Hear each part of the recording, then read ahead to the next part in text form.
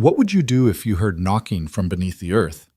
Tonight, I'm sharing the story of Ethan Cole, a single father who discovered something impossible buried in the woods. This isn't just a rescue story. It's about darkness, desperation, and the thin line between life and death. Stay until the end to see how one moment of courage changed everything, and drop a comment with your city so I can see how far this story travels. You won't believe what happened next. The mountains didn't forgive mistakes. Ethan Cole had learned that lesson the hard way, carved into his soul through years of fighting fires in these unforgiving peaks, and later through the slow erosion of his marriage, his career, and nearly everything else that had once defined him. Now, at 38, he was just a man trying to keep his daughter warm and his demons at bay, one cold November night at a time. The cabin groaned against the wind as Ethan pulled on his heavy work jacket, the fabric worn thin at the elbows, patches sewn by hands that had once saved lives, but now struggled with the simple mechanics of threading a needle. Through the single-paned window, he could see the first stars piercing through the departing clouds, their light cold and indifferent. The storm had passed 3 hours ago, leaving the world draped in that peculiar silence that only comes after nature has spent its fury. "Daddy?" Lily's voice drifted from inside, small and worried. "Are you going out?" Ethan turned back to see his daughter framed in the doorway, her 7-year-old face illuminated by the flickering light of 3 candles they'd arranged on the kitchen table. She wore her pink fleece pajamas, the ones with the cartoon bears that her mother had bought before everything. Her brown hair hung loose around her shoulders, and she clutched her worn stuffed rabbit against her chest like a talisman. "Just for a bit, sweetheart," Ethan said, forcing warmth into his voice, despite the exhaustion that had settled into his bones like cold water. "The generator's dead, and we need firewood to keep the stove going. I'll be back before you finish coloring that picture." Lily bit her lower lip, a gesture so achingly familiar that Ethan felt his chest tighten.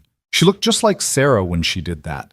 Sarah, who had walked out 14 months ago, unable to handle the weight of Ethan's PTSD, his nightmares, the way he'd wake up screaming about fires and bodies, and the smell of burning flesh. Sarah, who had chosen a new life in the city over the broken man her husband had become. "Can't we just go to bed early?" Lily asked, her voice barely above a whisper. "We can stay under all the blankets together, like camping." Ethan crossed the small space between them and knelt down, bringing himself to her eye level. He placed his calloused hands gently on her shoulders, feeling how thin she'd gotten. Money was tight, tighter than he'd ever admit to anyone, especially to the social workers who'd come sniffing around after Sarah had filed her reports about his unstable mental state. "Remember what I always tell you?" he said softly. Lily nodded, her eyes finding his. "Cole family is strong. We take care of each other." "That's right, baby girl. And right now taking care of each other means making sure we don't freeze our butts off tonight." He tried to make it light, playful, but he could see the shadow of fear that never quite left his daughter's eyes these days. She'd grown up too fast, seen too much of her father's struggles, carried burdens no child should have to carry. "Promise you'll be careful?" Lily asked. "Cross my heart," Ethan said, making the gesture across his chest. 15 minutes, tops. You keep working on that picture of the Princess Castle, and when I get back you can show me which tower she lives in." Lily managed a small smile, and Ethan felt the familiar ache of loving someone so much it physically hurt.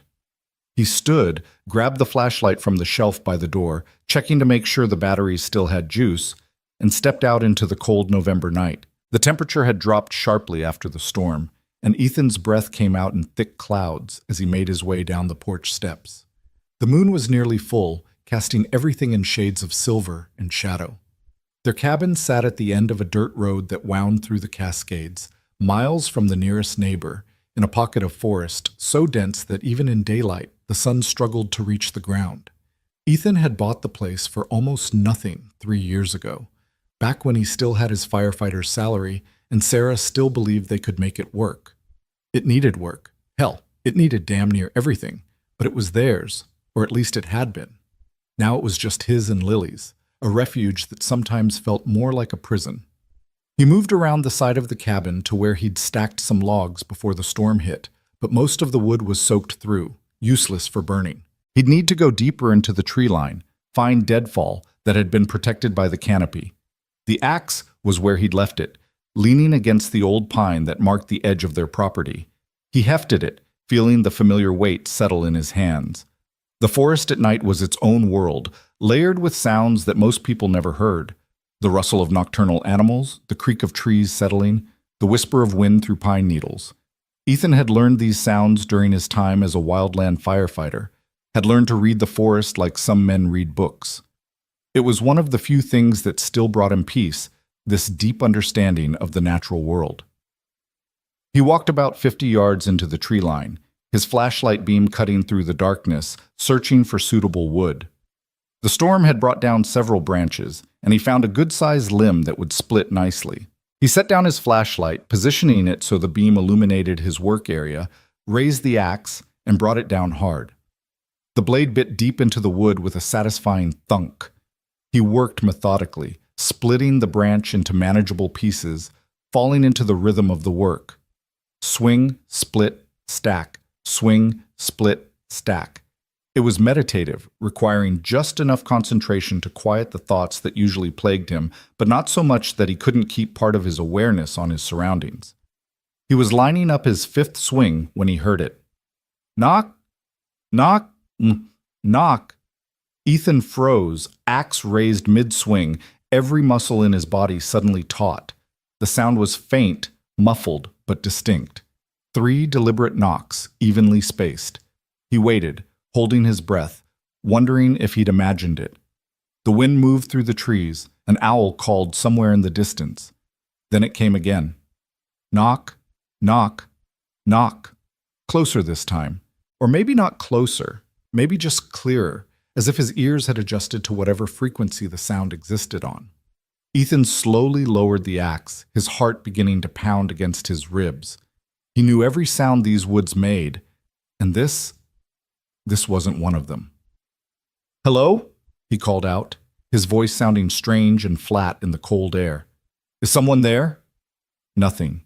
Just the wind and the trees and the slow drip of water falling from branches. Ethan took a step forward, then another, his boots crunching on the mix of snow and pine needles that carpeted the forest floor. He swept his flashlight beam in a wide arc, searching for what? A person? An animal? He didn't know. The knocking came again, faster now. Knock, knock, knock, knock.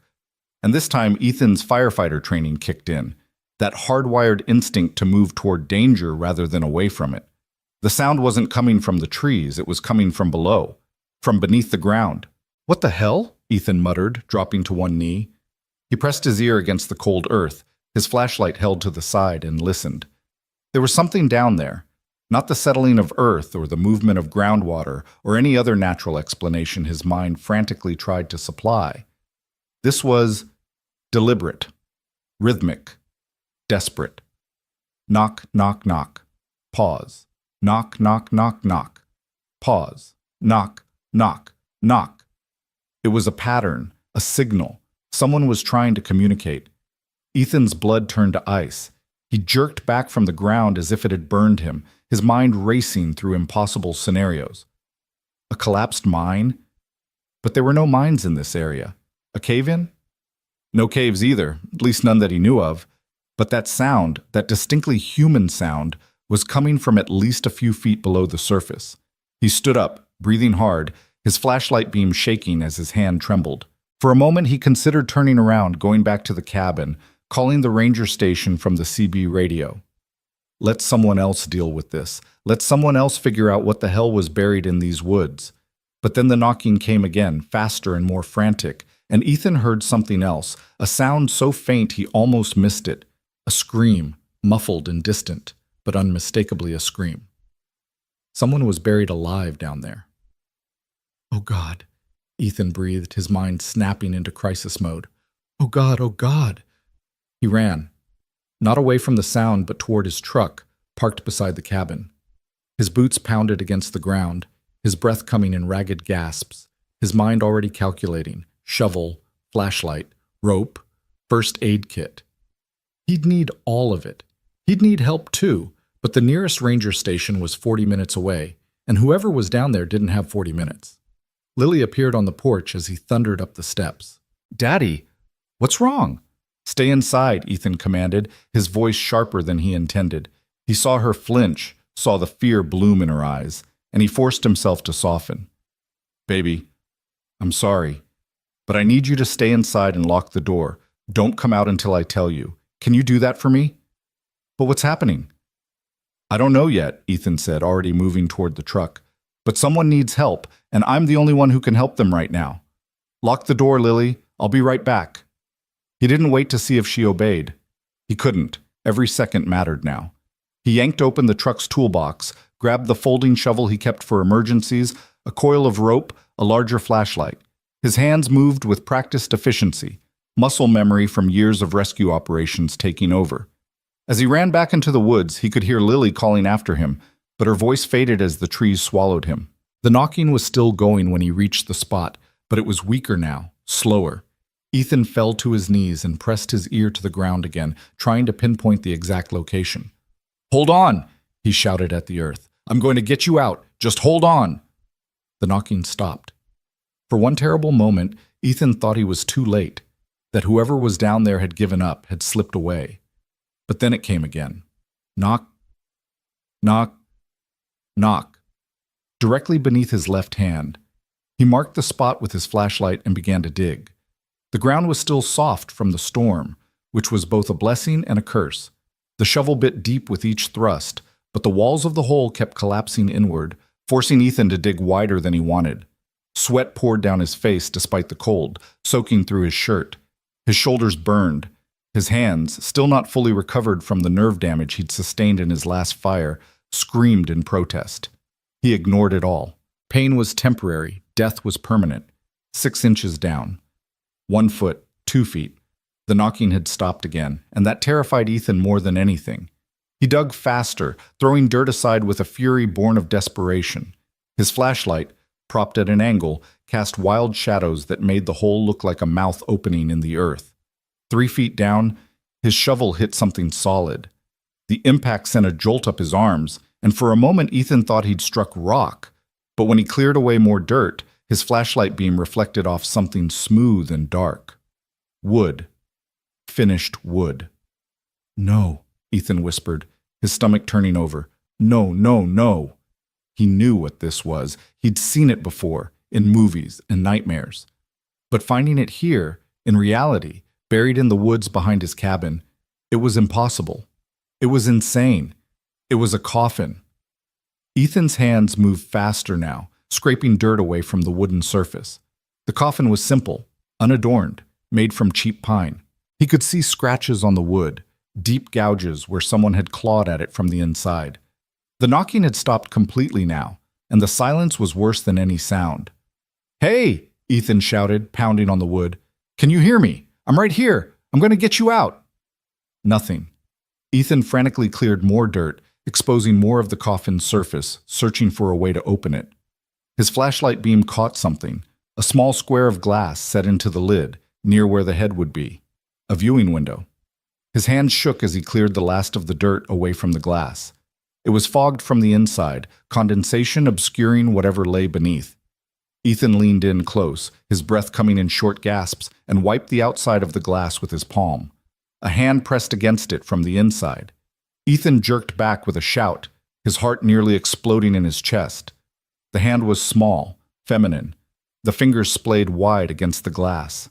It moved slightly, fingers twitching, and Ethan realized with a surge of relief that whoever was inside was still alive, but not for long.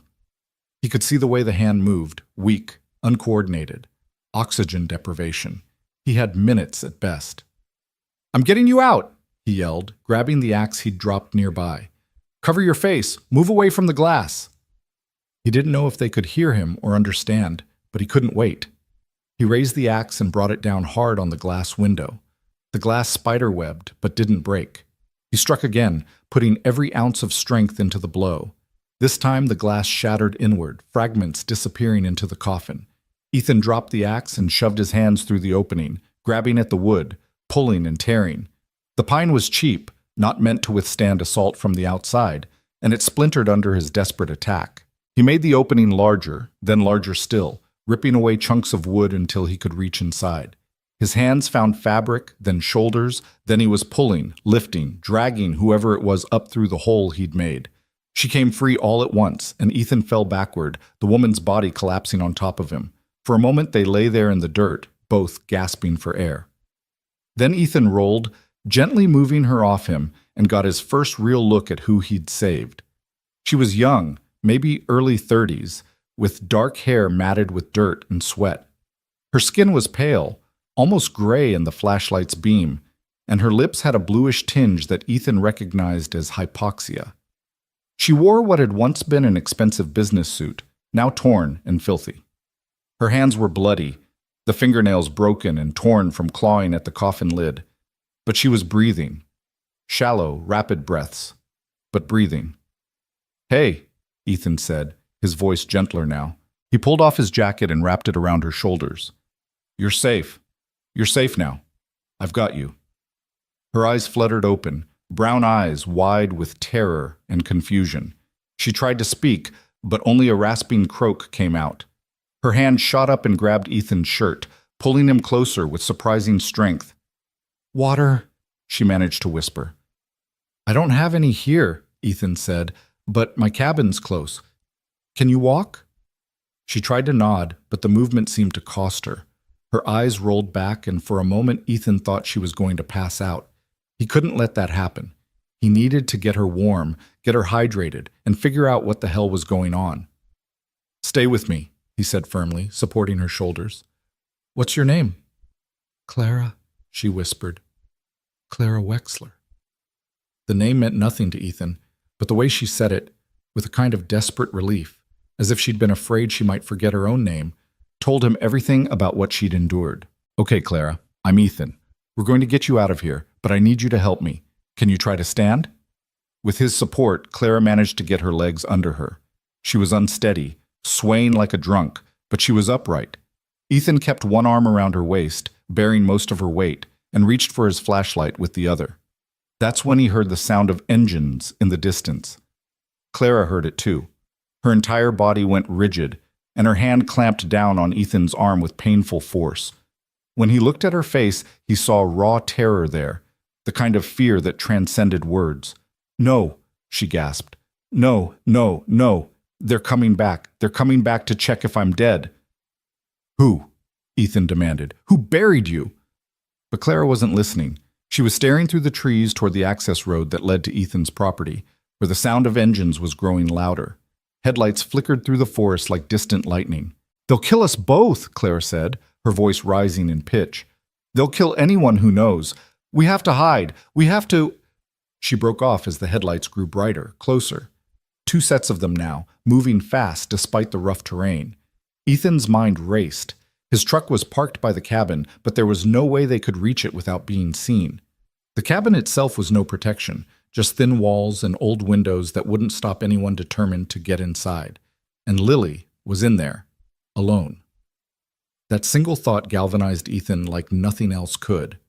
He pulled Clara deeper into the trees, moving as quickly as her weakened state would allow. Behind them, he could hear vehicles pulling to a stop, doors opening, voices calling out. "Search the area," someone commanded. "She couldn't have gotten far." Clara whimpered, and Ethan pressed his hand over her mouth, pulling her down behind a fallen log. He clicked off his flashlight, plunging them into darkness broken only by the moonlight filtering through the branches. His heart hammered so hard he was sure whoever was out there would hear it. The voices grew closer. Flashlight beams swept through the forest like searchlights. Ethan could hear at least 3 distinct speakers, maybe 4. Men, by the sound of their voices. Professional. Organized. "There's the dig site," one of them called out. "Someone's been here, the coffin's broken open." A pause. Then a different voice, cold and controlled. "Find them. Now." Beside him, Clara was shaking so hard her teeth chattered. Ethan held her close, trying to provide warmth and reassurance, while his own mind spun through scenarios. Who were these people? Why had they buried this woman alive? And what would they do when they found out she'd been rescued? A flashlight beam swept directly over their hiding spot, and Ethan held his breath, but it passed on, the searcher moving deeper into the forest, away from the cabin. A small mercy, but Ethan knew it wouldn't last. They would search systematically, and eventually they would find the cabin. They would find Lily. Ethan had to move, had to act. But Clara was in no condition to run, and he couldn't leave her. Couldn't leave Lily either. He was trapped between impossible choices, and time was running out with every passing second. One of the searchers walked right past their hiding spot, so close that Ethan could have reached out and touched his leg. The man wore black tactical gear, and there was a pistol holstered at his hip. These weren't local thugs or opportunistic kidnappers. They were professionals. "Check the residence," the cold voice commanded from somewhere near the vehicles. "Someone lives here. Find them." Ethan's blood turned to ice. He had maybe 30 seconds before they reached the cabin, before they found his daughter. He moved before conscious thought could stop him. Releasing Clara, he picked up a rock the size of his fist and hurled it as hard as he could, away from the cabin, deeper into the forest. It crashed through branches and hit the ground with a satisfying thud. "There!" one of the searchers shouted. "Southeast, maybe 50 yards!" Flashlight beams swung toward the sound. Boots pounded against the forest floor as the men moved in pursuit. Ethan counted 3 of them running toward where the rock had landed, but he'd heard 4 voices, which meant one was still unaccounted for. "Clara," Ethan whispered urgently, "we have to move. Now." She nodded weakly, and Ethan helped her to her feet. They moved as quietly as possible through the undergrowth, Ethan supporting most of Clara's weight. His truck was about 100 yards away, but it might as well have been 100 miles. Every step was an agony of suspense, waiting for the shout that would signal they'd been spotted. They reached the tree line at the edge of Ethan's property. The cabin was lit by the headlights of 2 black SUVs parked in front of it. As Ethan watched, a figure emerged from the porch. The 4th man, no doubt finished searching the interior. "Clear!" the man called out. "No one home. But there's kid stuff inside, toys, school papers." Ethan's hands clenched into fists. They'd been inside, they'd seen Lily's things, and where was Lily? Had she hidden when she'd heard them coming? Had she run into the woods? Or had they... No, he couldn't think that way. Lily was smart. She would have hidden. She had to have hidden. "We need to find whoever dug up the burial site," the cold voice said. Its owner stepped into the light. A man in an expensive suit, incongruous in the forest setting. He was maybe 50, with silver hair and the kind of calm demeanor that came from absolute confidence in his own power. "Spread out. Cover every inch of this property." The searchers fanned out, and Ethan knew they were out of time. In moments, they would spot his truck. They would realize someone was still here, and then, "Daddy?" The small voice cut through the night like a knife through flesh. Ethan's heart stopped. He turned toward the sound and saw Lily emerging from behind the woodpile on the far side of the cabin, her stuffed rabbit clutched in her arms. She'd hidden, like he'd hoped, but now she'd given herself away. One of the searchers spotted her immediately. "There!" The man in the suit turned, his eyes fixing on Lily with predatory focus. "Grab her! Use her to draw out whoever freed the woman." Ethan didn't think. He moved, bursting from the tree line with a roar that came from somewhere primal and deep. The searcher closest to Lily turned at the sound, his hand going for his pistol, but Ethan was already there. Years of firefighter training meant Ethan knew how to move fast, how to tackle, how to use his body weight. He slammed into the man like a battering ram, sending them both crashing to the ground. "Lily, run!" Ethan shouted as he grappled with the searcher. "Into the woods! Hide!" But Lily stood frozen, tears streaming down her face, too terrified to move. The other searchers were converging now, and Ethan knew he had seconds at best. He landed a solid punch on his opponent's jaw, stunning the man long enough for Ethan to roll free and scramble toward his daughter. He scooped Lily up in his arms and ran for his truck, fishing his keys from his pocket. Behind him, he could hear shouts, footsteps pounding. Something whizzed past his head. A gunshot, he realized distantly, the sound oddly muffled by his adrenaline. He reached the truck and yanked open the driver's side door, practically throwing Lily inside. "Get down on the floor!" "But Daddy!" "Down!" Lily obeyed, curling into a ball on the floorboards. Ethan turned back toward the forest, where Clara was still hiding. He couldn't leave her. Wouldn't leave her. But as he started back, Clara emerged from the trees on her own, stumbling but determined, moving toward the truck with everything she had left. Another gunshot, this one closer. Ethan grabbed Clara's arm and pulled her toward the passenger side. She fell against the truck, and Ethan helped her climb in, every second feeling like an hour. The searchers were almost on them now, flashlights and weapons raised. The man in the suit stood by the SUVs, calmly speaking into a phone, his eyes never leaving Ethan's truck. Ethan threw himself into the driver's seat, jammed the key into the ignition, and turned it. The engine sputtered. Died. "No," Ethan breathed. Come on, come on." He tried again. The engine turned over but didn't catch. Flashlight beams hit the windshield, blinding him. He could see the shapes of men surrounding the truck, weapons drawn. "Come out," one of them commanded. "Slowly, hands where we can see them." Ethan looked down at Lily, still curled on the floor, her eyes squeezed shut. He looked at Clara, slumped in the passenger seat, barely conscious. He looked at the keys in the ignition. He turned them one more time. The engine roared to life. Ethan slammed the truck into reverse and punched the accelerator. The truck shot backward, forcing the men to scatter. He spun the wheel, executing a J-turn that would have made his old driving instructor proud, and shifted into drive.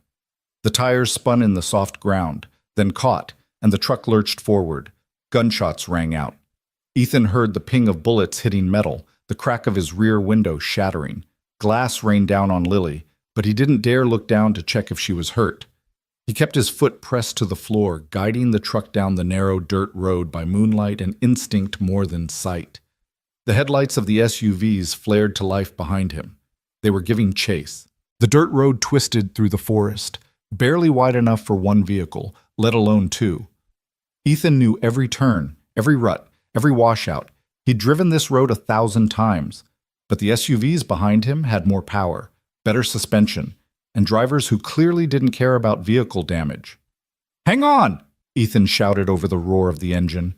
He took a turn too fast and felt the truck's rear end slide out. For one terrible moment, they teetered on the edge of rolling, but Ethan corrected and they stayed upright. Behind them, one of the SUVs wasn't as lucky, or perhaps their driver wasn't as skilled.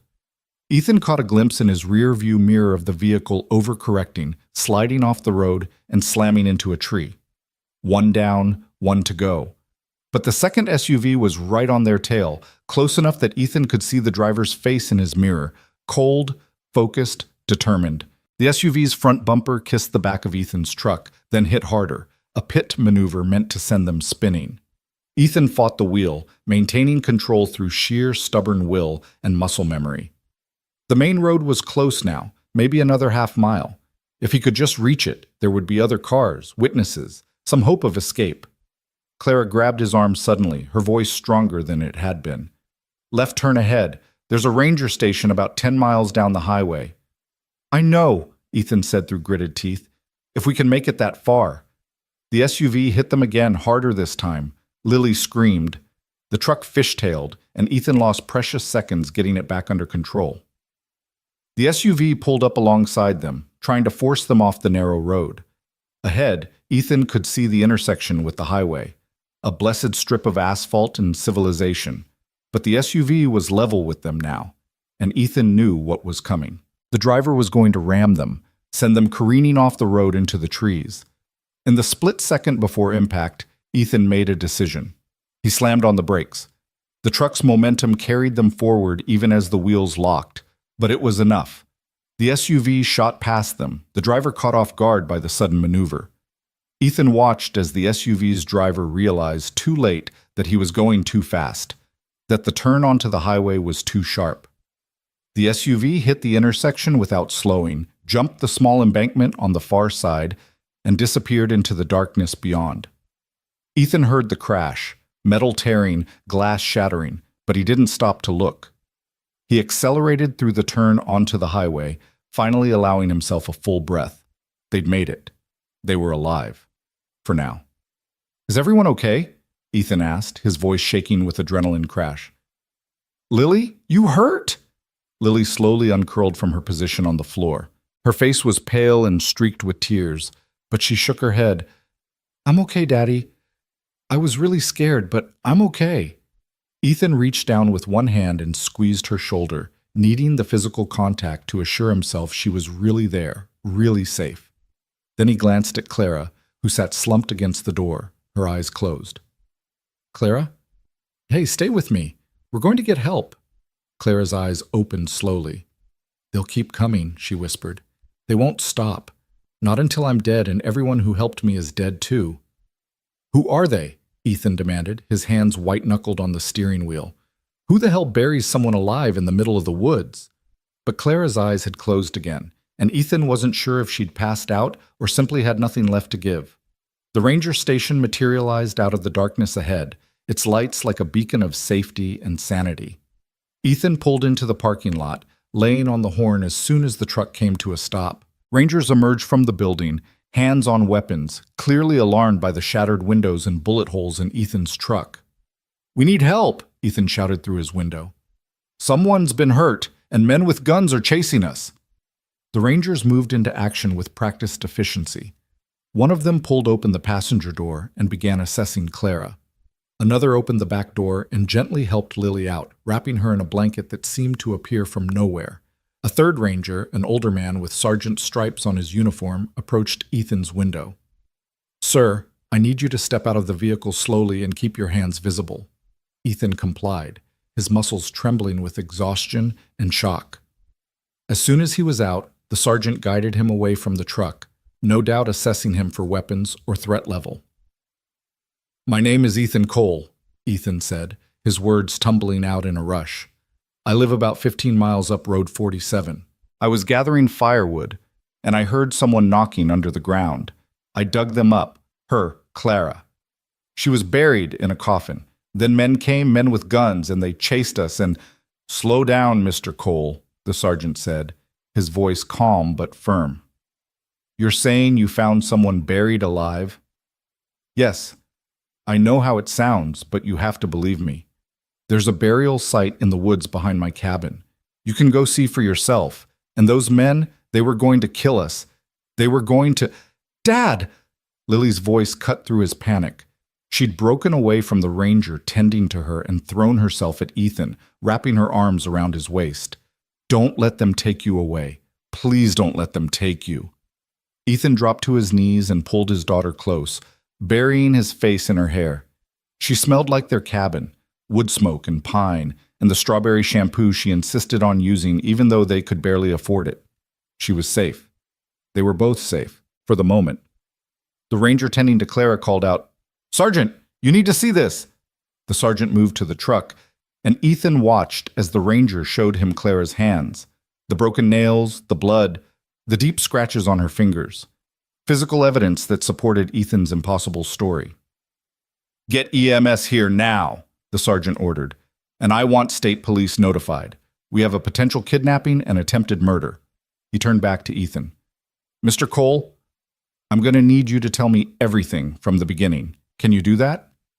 Ethan nodded, still holding Lily. Yeah, I can do that."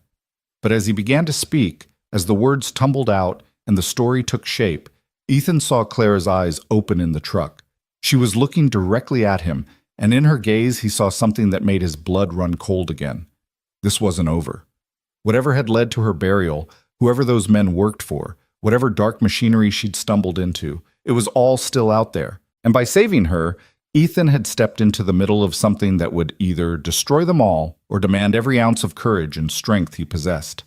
The mountains didn't forgive mistakes. And tonight, Ethan had made himself part of a story that was far bigger and more dangerous than he could possibly imagine. But as he held his daughter close and watched the EMTs carefully load Clara onto a stretcher, Ethan knew one thing with absolute certainty. Whatever came next, he wouldn't face it by running or hiding. He'd spent the last year and a half hiding from his past, from his trauma, from the man he used to be. Tonight, the man he used to be had come back, the one who ran toward danger, the one who saved people. And whoever had put Clara in that coffin was about to learn that some men, when pushed far enough, when fighting for people they loved, were more dangerous than any organization or conspiracy. The mountains didn't forgive mistakes, and burying someone alive in Ethan Cole's backyard had been a very big mistake. The ranger station's fluorescent lights buzzed overhead like angry insects, casting everything in a harsh clinical glow that made Ethan's eyes ache. He sat in a small interview room, a styrofoam cup of terrible coffee cooling in his hands, while Lily dozed fitfully in a chair beside him, wrapped in two wool blankets that smelled faintly of mothballs. Through the window in the door, he could see rangers moving back and forth, their voices low and urgent as they coordinated with state police and emergency services. It had been 3 hours since they'd arrived. 3 hours of questions and statements and skeptical looks from officers who clearly thought Ethan might be suffering from some kind of break with reality. 3 hours of watching Clara being loaded into an ambulance, her face obscured by an oxygen mask, her eyes finding his one last time before the doors closed. 3 hours of sitting with the knowledge that somewhere out there, dangerous men were regrouping, planning their next move. Sergeant Marcus Webb sat across from Ethan now, a yellow legal pad covered in notes between them. Webb was maybe 60, with the weathered face of a man who'd spent his life in the mountains and the careful eyes of someone who'd learned not to take anything at face value. He'd been patient with Ethan, letting him tell the story his own way, asking clarifying questions but never pushing too hard. Now he leaned back in his chair and studied Ethan with an expression that was impossible to read. "Mr. Cole," Webb said finally, "I've been a ranger for 32 years. I've seen a lot of strange things in these mountains, but I've got to tell you, your story ranks right up there with the strangest." Ethan felt his stomach tighten. "You don't believe me." "I didn't say that." Webb tapped his pen against the legal pad. "The woman you brought in, Ms. Wexler, she's in rough shape, but the doctors confirm she's suffering from oxygen deprivation consistent with prolonged confinement in a small space. Her injuries, the broken nails, the defensive wounds on her hands, they support your account. And your truck has 7 bullet holes in it, which means someone was definitely shooting at you. So you do believe me." Webb's expression softened slightly. "I believe something happened tonight, something serious. But here's where I'm struggling, Mr. Cole. You're telling me that professional gunmen buried a woman alive in the forest, then came back to check on her burial site with multiple vehicles and personnel. That's a lot of resources for what amounts to a murder. Why not just shoot her and dump the body somewhere it would never be found? Why the elaborate burial?" Ethan had been asking himself the same question for the past 3 hours. "I don't know. Maybe they wanted it to look like she disappeared, or maybe they're sick bastards who get off on that kind of thing. Maybe." Webb didn't sound convinced. "Or maybe there's something about Ms. Wexler, who she is, what she knows, that makes this whole situation a lot more complicated than a simple murder plot. She said her name was Clara Wexler. Do you know who that is?" Webb nodded slowly. "State police ran her identification. Clara Wexler is the CEO of Wexler Technologies, a cybersecurity firm based out of Seattle. She's worth somewhere north of $300 million. And according to the Seattle PD, she was reported missing 2 days ago when she didn't show up for a board meeting." The number hit Ethan like a physical blow. $300 million.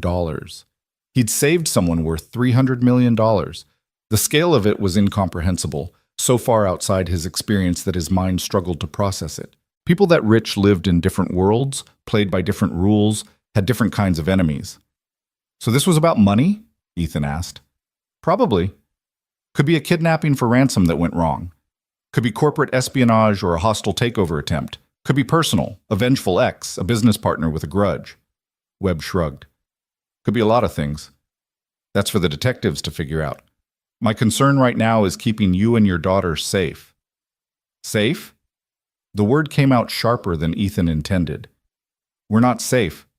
Those men saw Lily. They know where I live. Mr. Cole." Webb's voice was firm but not unkind. "I understand you're frightened. You have every right to be, but those men aren't coming back tonight.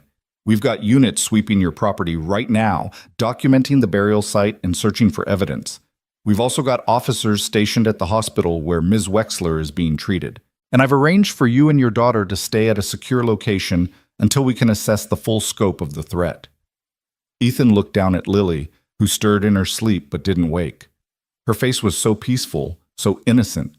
He'd brought her to the mountains to keep her safe, to get away from the chaos of the city and the complications of his failed marriage. Instead, he dragged her into something exponentially more dangerous. "What kind of secure location?" he asked quietly. There's a motel about 40 miles from here. It's not fancy, but it's clean and the owner is discreet. I've used it before for witness protection situations. You'll stay there for a few days while we investigate, and we'll have a deputy checking on you regularly. And then what? We go back to the cabin like nothing happened? Pretend that men with guns didn't try to kill us? Webb was quiet for a moment. I'm not going to lie to you, Mr. Cole. If these people are as professional as they seem, they might not give up easily. But the state police are involved now. The FBI will probably get involved given the kidnapping and interstate implications, and Ms. Wexler herself will have resources, security, private investigators, lawyers. You're not alone in this. But Ethan felt alone. Profoundly, terrifyingly alone in a way he hadn't felt since the worst days after his last fire, when he'd wake up screaming and find Sarah's side of the bed empty. He'd saved Clara Wexler's life, and in doing so, he'd painted a target on his back and Lily's. The unfairness of it burned in his chest like acid. "Can I see her?" Ethan asked. "Miss Wexler, can I talk to her?" Webb shook his head. "Not tonight. She's sedated and the doctors want to run more tests, but I imagine she'll want to talk to you too once she's able. You saved her life, after all."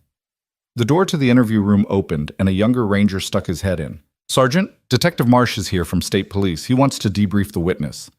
Webb stood, gathering his legal pad. "Mr. Cole, I'm going to step out for a few minutes. Detective Marsh will probably have more questions, but then we'll get you and your daughter to that motel. Try to get some rest. Tomorrow's going to be a long day." After Webb left, Ethan sat alone with his sleeping daughter and his racing thoughts. The coffee had gone stone cold, but he sipped it anyway, needing something to do with his hands. Through the window, he could see Webb talking to a man in a suit, Detective Marsh, presumably, and the way they both kept glancing back at the interview room made Ethan's skin crawl. He was a witness now, a participant in something that would require statements and testimony and probably lawyers. His life, which had already been hanging by a thread, was about to get infinitely more complicated. Social services would probably get involved, questioning his fitness as a parent given what Lily had been exposed to. Sarah would hear about this, how could she not? And she'd use it as ammunition in her ongoing campaign to get full custody. Ethan closed his eyes and tried to breathe through the rising panic. One thing at a time. That's what his old fire captain used to say. When everything's burning and chaos is everywhere, you handle one thing at a time. Get the people out, control the perimeter, attack the fire. One thing at a time. Right now, the one thing was keeping Lily safe. Everything else could wait. Detective Marsh turned out to be a compact man in his 40s with the kind of intensity that came from years of working violent crimes. He entered the interview room with a thick folder under one arm and a digital recorder in his hand, his movements efficient and purposeful. He introduced himself, set up the recorder, and dove straight into questions without any of Webb's gentle preamble. For the next hour, Ethan walked through the entire sequence of events again, this time with Marsh stopping him frequently to probe for details. What exactly had the knocking sounded like? How deep had he dug before hitting the coffin? Could he describe the men who'd chased him? What kind of weapons had they carried? What had Clara said exactly in those first moments after he pulled her free? Ethan answered as best he could, but the night had taken on a dreamlike quality in his memory, events blurring together. He remembered terror and adrenaline and the sound of Lily screaming, but the specifics felt slippery, like trying to hold water in his cupped hands. "Mr. Cole," Marsh said, leaning forward, "I want you to think carefully about this next question. Did Ms. Wexler say anything? Anything at all? About why she was buried? Who did it? What they wanted?" Ethan tried to remember. Claire's voice had been so weak, her words coming in gasps between desperate pulls of air. "She said they tried to kill me. And when we heard the vehicles coming, she said they're coming back to check if I'm dead. That's all I remember." "They," Marsh repeated. Plural. So she knew there were multiple people involved. "I guess so. I don't know. I was trying to keep her alive and get my daughter to safety. I wasn't conducting an interrogation." Marsh's expression didn't change. "Of course. I understand. But every detail matters here, Mr. Cole. We're dealing with what appears to be a highly organized criminal operation. These aren't amateurs who panicked and made stupid mistakes. Everything about this, the location, the method, The response when they realized she'd been freed suggests careful planning and significant resources. What does that mean for me and my daughter? It means you need to be careful. These people have already demonstrated they're willing to kill. They've seen your face, they know where you live. Even with police protection, you're vulnerable. The words hit Ethan like punches. So what am I supposed to do? Live in hiding? Uproot my daughter's life? I'm barely keeping things together as it is. Marsh's expression softened slightly, the first real emotion he'd shown. I have kids too, Mr. Cole. 2 daughters. I understand what you're feeling, but I've also seen what happens when witnesses don't take threats seriously. The motel Sergeant Webb mentioned is a good first step, but you need to start thinking long-term. Maybe stay with family for a while, friends in another state? Ethan almost laughed. Family? His parents were dead. Sarah's family had never liked him. And friends? The few he'd had from his firefighting days had drifted away after his diagnosis, uncomfortable with his struggles and unable to understand what he was going through. He was as isolated as a man could be.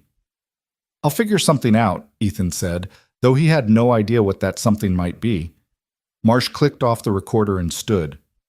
Get some rest tonight, Mr. Cole. Tomorrow, I'll need you to come down to the scene. Show us exactly where you found Ms. Wexler. Walk us through everything that happened. Can you do that? Ethan nodded, though the thought of returning to those woods made his stomach churn. He didn't want to see that hole in the ground again, that coffin with its shattered viewing window.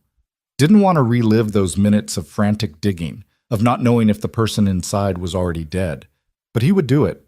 For Clara, who'd endured unspeakable terror. For Lily, who needed her father to be strong. For himself, because facing fear was better than running from it. A lesson he'd learned in flames and was relearning now in darkness. After Marsh left, Webb returned with better news. The motel was ready, a deputy would escort them there, and in the morning, after some sleep, they'd deal with the next steps. Ethan gently shook Lily awake, and she blinked up at him with confusion that quickly shifted to remembered fear. Are we going home? She asked in a small voice. Not yet, baby. We're going to stay somewhere else tonight, somewhere safe. Because of the bad men? Ethan wanted to lie, to tell her it was all over and everything would be fine. But Lily had seen too much to believe comforting falsehoods. She deserved honesty, even if it scared her. Yeah, he said, because of the bad men. But the police are going to protect us, and I'm going to protect you, always. You believe that, right? Lily nodded and held up her stuffed rabbit. Mr. Hoppy believes it too. The motel was exactly as Webb had described. Not fancy, but clean, tucked away on a side road that barely showed up on maps. The deputy who'd escorted them, a young woman named Officer Chen, checked the room thoroughly before letting them enter, then positioned herself in a chair outside with a clear view of both the door and the parking lot. Ethan got Lily settled in one of the 2 double beds, tucking the scratchy motel blankets around her with the same care he'd used when she was a toddler. She fell asleep almost immediately, exhaustion finally overcoming fear. Ethan envied her that ability to simply shut down, to let unconsciousness provide temporary escape. He sat on the other bed and stared at the television without turning it on, his mind replaying the night's events in an endless loop. The knocking, the coffin, Clara's terrified eyes, the gunshots, Lily's scream. It was all there, burned into his memory with the same permanence as the burns that had ended his firefighting career. His phone buzzed, the first time it had made any sound all night. Ethan had forgotten he even had it until now. He pulled it from his pocket and saw a text from an unknown number. Mr. Cole, this is Detective Marsh. Ms. Wexler is awake and asking for you. If you're willing, I can arrange for you to speak with her tomorrow at the hospital. She says it's important. Let me know. Ethan stared at the message for a long moment. What could Clara possibly want to tell him that was so important it couldn't wait? What did she know that Marsh and the other investigators didn't? And more pressingly, did Ethan really want to get more involved in this than he already was? But even as he asked himself the question, he knew the answer. He'd heard Clara knocking beneath the earth. He'd broken open her coffin and pulled her from darkness into light. That created a connection, a bond forged in crisis that couldn't be easily dismissed. She'd looked at him in those first moments with an expression that transcended simple gratitude. It was recognition, soul deep, of someone who'd been pulled back from the absolute edge of existence. He typed back, I'll be there. What time? The response came almost immediately. 10 a.m., St. Mary's Hospital in Redmond. Ask for me at the front desk. And Mr. Cole? Come alone. No daughter. This conversation isn't for children. Ethan felt a chill run through him. What could Clara possibly need to tell him that Lily couldn't hear? He looked over at his daughter, sleeping peacefully for the first time in hours, and made a decision. Whatever Clara Wexler had to say, he needed to hear it, not just for his own safety, but for Lily's, because the men who'd buried Clara alive weren't going to simply disappear. They would regroup, reassess, and come back. And when they did, Ethan needed to be prepared. He set his phone aside and lay back on the bed, staring at the water-stained ceiling. Sleep felt impossible, his body still flooded with adrenaline and his mind racing with possibilities, each more frightening than the last. But eventually, somehow, exhaustion won out over fear, and Ethan drifted into a fitful sleep filled with dreams of knocking sounds and hands pressed against foggy glass. He woke to weak sunlight filtering through the motel's thin curtains and the smell of cheap coffee from the pot in the bathroom. Lily was already awake, sitting cross-legged on her bed and watching cartoons on the ancient television with the volume turned low. When she saw Ethan stirring, she smiled, a tentative thing, fragile as spun glass. "Morning, Daddy." "Morning, sweetheart. How'd you sleep?" "Okay. I had dreams about the lady you saved. Is she going to be all right?" Ethan sat up, running a hand through his hair. "I think so.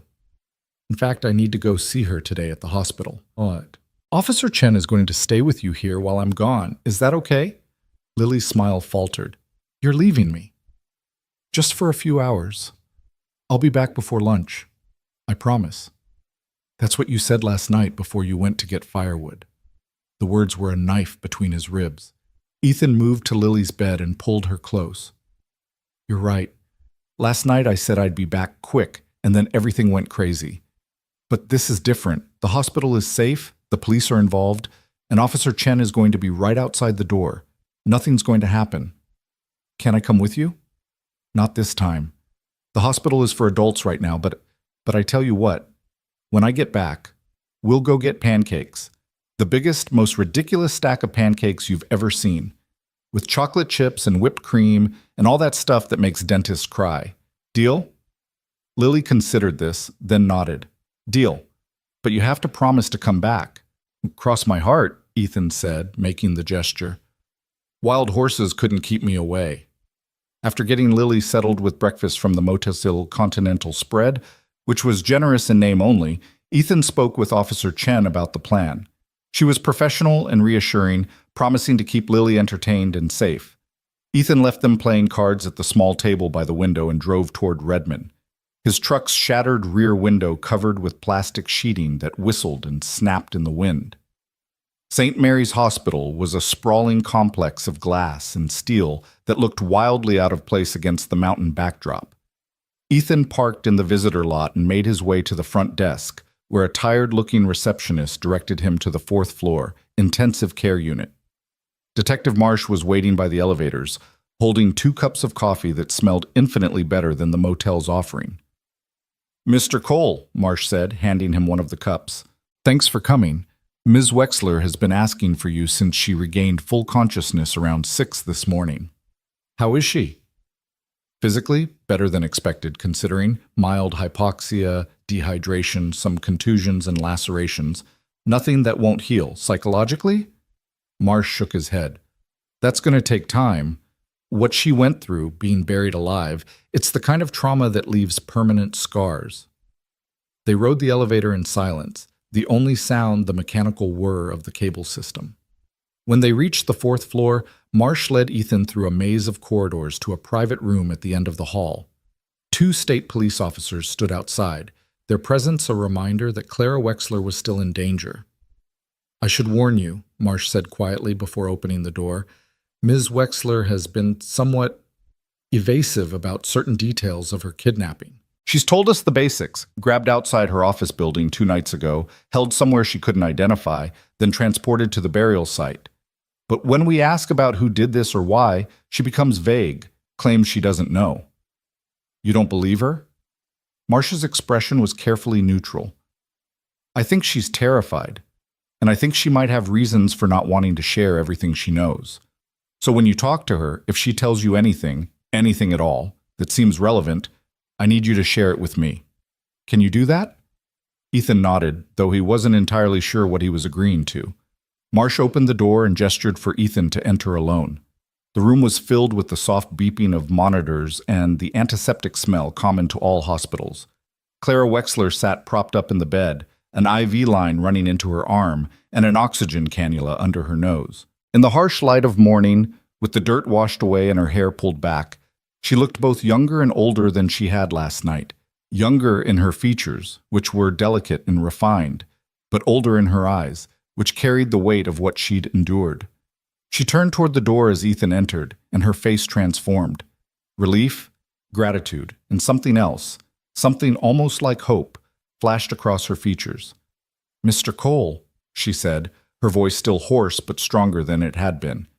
"They told me you'd come. I wasn't sure you would." "You can call me Ethan." He moved closer to the bed, unsure of the proper protocol for this situation.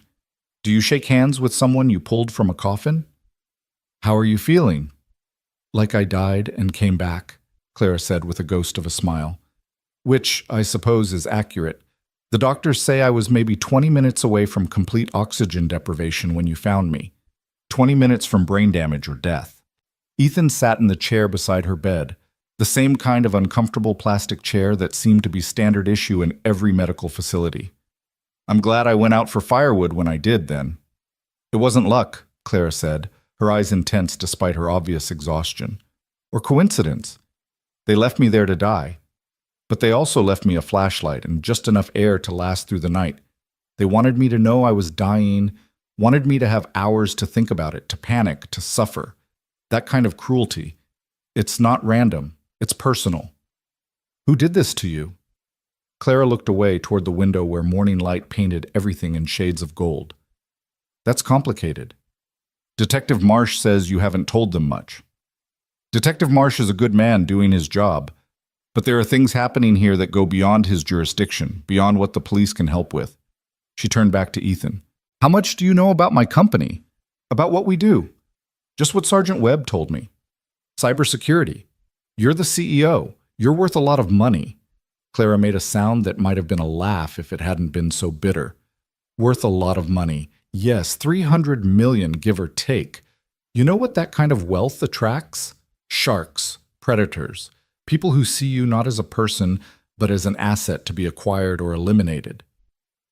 "So this was about money? A hostile takeover?" "It's about what I know." Clara's hands clenched the hospital blanket. Wexler Technologies doesn't just do commercial cybersecurity. We also contract with government agencies, NSA, CIA, Defense Department. And 6 months ago, we were hired to audit the security systems of a company called Meridian Holdings. Have you heard of them? Ethan shook his head. "Most people haven't. They're a private military contractor, but they also do intelligence work, black ops stuff that official agencies can't touch. During our audit, I found something." She paused, and Ethan could see her weighing how much to reveal. "Evidence of illegal activities, arms deals with sanctioned countries, money laundering, possibly worse.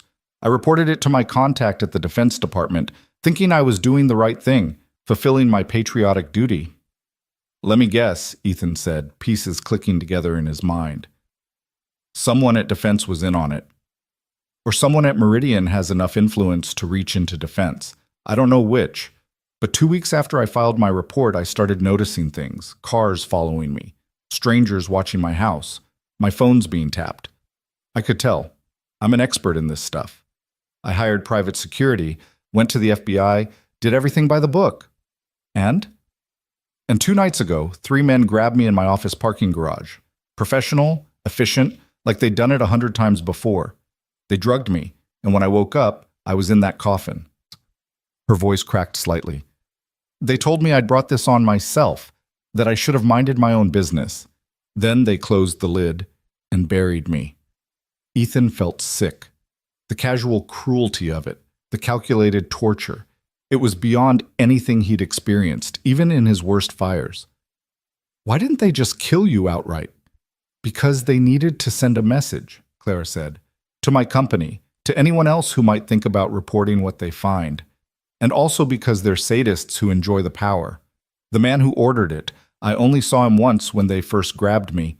He told me I'd have plenty of time to regret my choices, that I'd die knowing I'd brought it on myself. What did he look like? Clara closed her eyes, and Ethan could see her fighting back tears. 50-something, silver hair, expensive suit. He had this presence, like someone used to absolute authority. And his eyes, they were empty, like looking into a void. The description matched the man Ethan had seen at his cabin, the one who'd ordered his men to grab Lily. His stomach clenched. He was there last night, at my property. He's the one who sent men after us. Claire's eyes snapped open. He saw you. He saw me and my daughter. We're in protective custody now, but Clara... Ethan leaned forward, needing her to understand the gravity of this. I'm a single father barely keeping my head above water. I don't have your resources or your security. If these people come after me and Lily, they will come after you, Clara interrupted, her voice urgent. That's why I needed to see you, to warn you. These people don't leave loose ends, Ethan. You saved my life, which makes you a liability to them. They'll want to silence you to make sure you can't testify or identify anyone. The words confirmed Ethan's worst fears, but hearing them spoken aloud made them real in a way they hadn't been before. He thought of Lily at the motel, playing cards with Officer Chen, trusting that her father would protect her. How could he protect her from an organization with the resources to bury a CEO alive? What do I do? He asked, hearing the desperation in his own voice. Clara reached out and took his hand. Her grip was surprisingly strong. You fight back. With me. I have resources they don't know about. Money in offshore accounts, contacts who owe me favors, information I've kept as insurance. But I can't do this alone. I need someone I can trust absolutely. Someone who's proven they'll do the right thing even when it's dangerous. You want me to help you take down a private military contractor? I'm not a spy or a soldier, Clara. I'm just a guy who used to fight fires. You're a guy who heard someone knocking underground and dug them up instead of walking away. You're a guy who fought off armed men to protect a stranger and his daughter. You're exactly who I need. Clara's eyes blazed with an intensity that was almost frightening. I can protect you and Lily. I can give you resources, new identities if necessary, security better than anything the police can provide. But I need your help. I need your testimony about what happened, about the men you saw. And I need someone who gives a damn about doing the right thing in a world where that's increasingly rare. Ethan looked down at their joined hands, his scarred and calloused from labor and fire, hers marked with bandages covering the wounds from her desperate struggle against the coffin lid. Two people who'd been broken by different kinds of flames, now bound together by chance and choice. My daughter, he said slowly.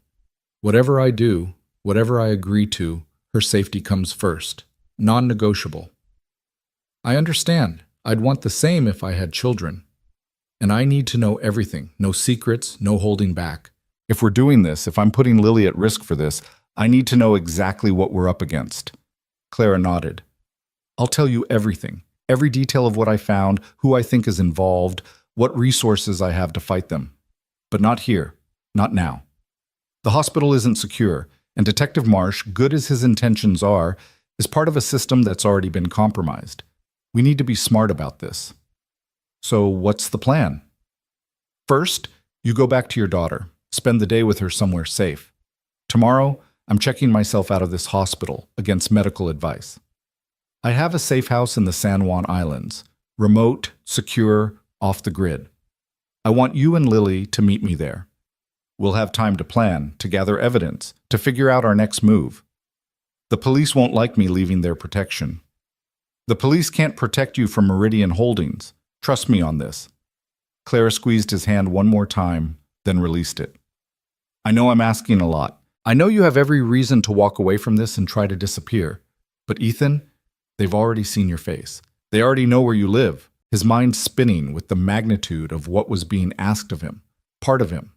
The part that had spent the last 18 months just trying to survive, to be a good enough father that the courts wouldn't take Lily away, wanted to refuse. Wanted to grab his daughter and run as far and as fast as possible. But another part, The part that had run into burning buildings when everyone else ran out knew Clara was right. The men who'd buried her weren't going to let him live as a witness to their crime. His only choice was between dying afraid or fighting back. "The San Juan Islands," he said. "How do I find this safe house?" Clara smiled, and for the first time since he'd pulled her from the ground, it reached her eyes. "I'll send you the details tonight. Encrypted message. And Ethan? Thank you. For everything. For digging when you heard knocking. For not looking away. For being exactly the kind of person the world needs more of." Ethan left the hospital with more questions than answers, and a weight on his shoulders that felt like it might crush him. Detective Marsh was waiting in the hallway, his expression expectant. "Well," Marsh asked, "did she tell you anything useful?" Ethan thought about Clara's request for discretion, about her warning that the system had been compromised. He thought about Lily, waiting for him at the motel, trusting him to keep her safe. And he made a choice that went against every instinct toward honesty and cooperation he'd been raised with. "She thanked me for saving her," Ethan said carefully. "She's still pretty shaken up. Couldn't tell me much about who grabbed her or why, just that she wants to feel safe again." It wasn't exactly a lie, but it wasn't the truth either. Marsh studied him for a long moment, and Ethan had the uncomfortable feeling that the detective saw right through him. But finally, Marsh just nodded. "All right. Well, if she remembers anything else, or if you think of any additional details, you call me immediately. Understood?" "Understood." Ethan made it to the elevator before the guilt hit him. He was lying to the police, withholding information in what was probably a federal investigation. 6 months ago, hell, 6 days ago, he never would have considered such a thing. But 6 days ago, he hadn't pulled a woman from a coffin or been shot at by professional killers or learned that corruption ran deep enough to compromise law enforcement itself. The world had revealed itself to be far more complicated and dangerous than he'd believed, and survival in that world required adaptation. He drove back to the motel with his mind churning through logistics. The San Juan Islands were a full day's drive from here, maybe more with Lily needing breaks. He'd need to gather supplies from the cabin, clothes, important documents, what little money he had saved. He'd need to tell Officer Chen something convincing, get away from protective custody without raising alarms. And he'd need to explain to Lily that their lives were changing again, that the stability he'd tried so hard to provide was being ripped away by forces beyond his control. When he pulled into the motel parking lot, he saw Officer Chen standing outside the room, her posture alert, her hand near her weapon. Ethan's heart lurched. "What's wrong?" he asked, practically running from the truck. "Where's Lily?" "She's fine," Chen said quickly. "Inside watching TV. But Mr. Cole, we had a situation about an hour ago. A man came by asking questions about the occupants of this room, claimed to be with the utility company, checking meters. But there are no meters on this side of the building." Ethan felt ice spread through his veins. What did he look like? Mid-30s, athletic build, wearing workman's clothes, but his boots were too clean, too expensive, and he had an earpiece, the kind security personnel use. Chen's expression was grim. "I ran him off, told him this was an active police investigation, and he needed to leave.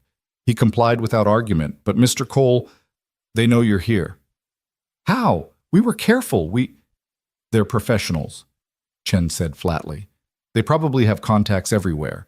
Police scanners, hospital staff, informants. It doesn't matter how. What matters is this location is compromised." Ethan's mind raced. Clara's warning echoed in his head. The police can't protect you from Meridian Holdings.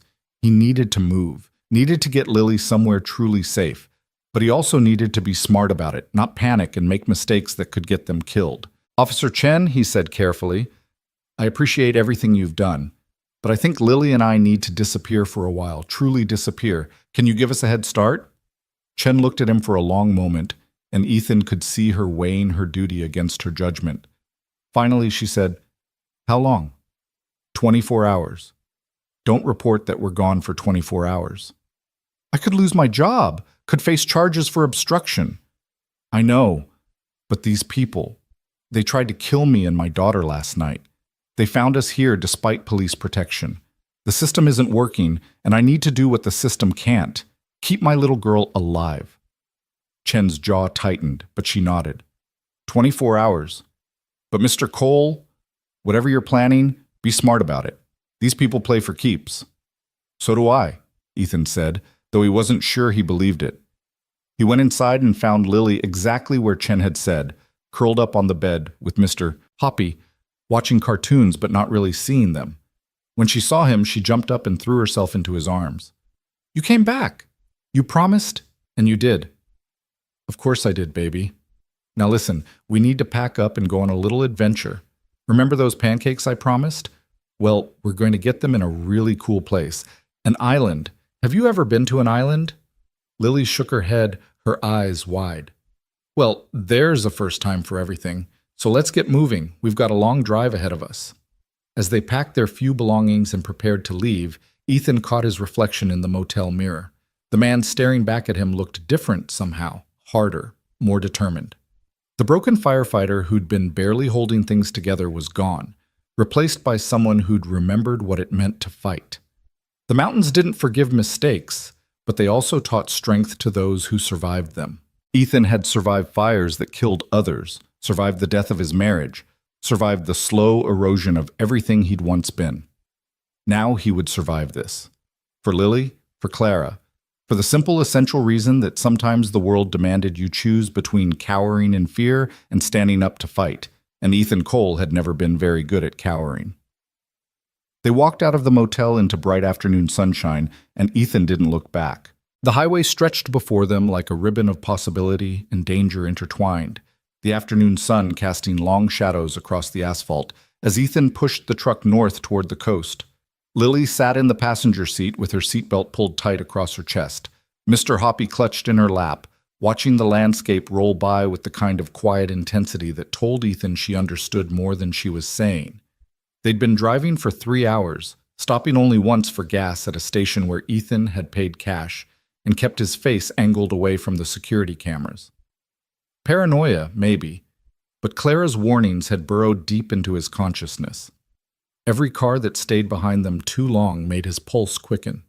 Every rest stop they passed felt like a potential ambush point.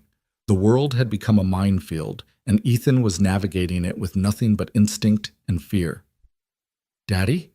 Lily's voice was small in the truck's cabin. "Are we running away?" Ethan's hands tightened on the steering wheel. He'd been dreading this question, knowing it would come but unprepared for the ache it caused in his chest. How did you explain to a 7-year-old that the world contained people evil enough to bury someone alive? That her father had stumbled into something that threatened to swallow them both? "We're going somewhere safe," he said carefully. "Somewhere those bad men from last night can't find us." "But what about our house? What about my school and my friends?" "I know, sweetheart. I know it's not fair. But sometimes we have to make hard choices to stay safe." Ethan glanced over at her, seeing the confusion and fear warring in her expression. "Remember when we had that really bad storm last winter and a tree fell on the Johnsons' house?" Lily nodded. "And remember how they had to go live with Mrs. Johnson's sister for a few months while their house got fixed? They didn't want to leave, but they had to because staying wasn't safe. That's kind of what we're doing now." "Is our house broken?" "In a way, yeah. But we're going to fix it, I promise." It was a promise Ethan had no idea how to keep, but he made it anyway because that's what fathers did. They promised safety and security even when the world offered neither. They built walls of certainty around their children's fears, even as their own doubts threatened to collapse those walls from within. Lily was quiet for a while, processing this explanation with the seriousness of a much older child. Finally, she said, "The lady you saved, Ms. Clara, is she the reason we have to leave?" "It's complicated, baby. That's what grown-ups say when they don't want to explain things." Ethan couldn't help but smile despite everything. "You're too smart for your own good, you know that?" "Okay, here's the truth, as simple as I can make it.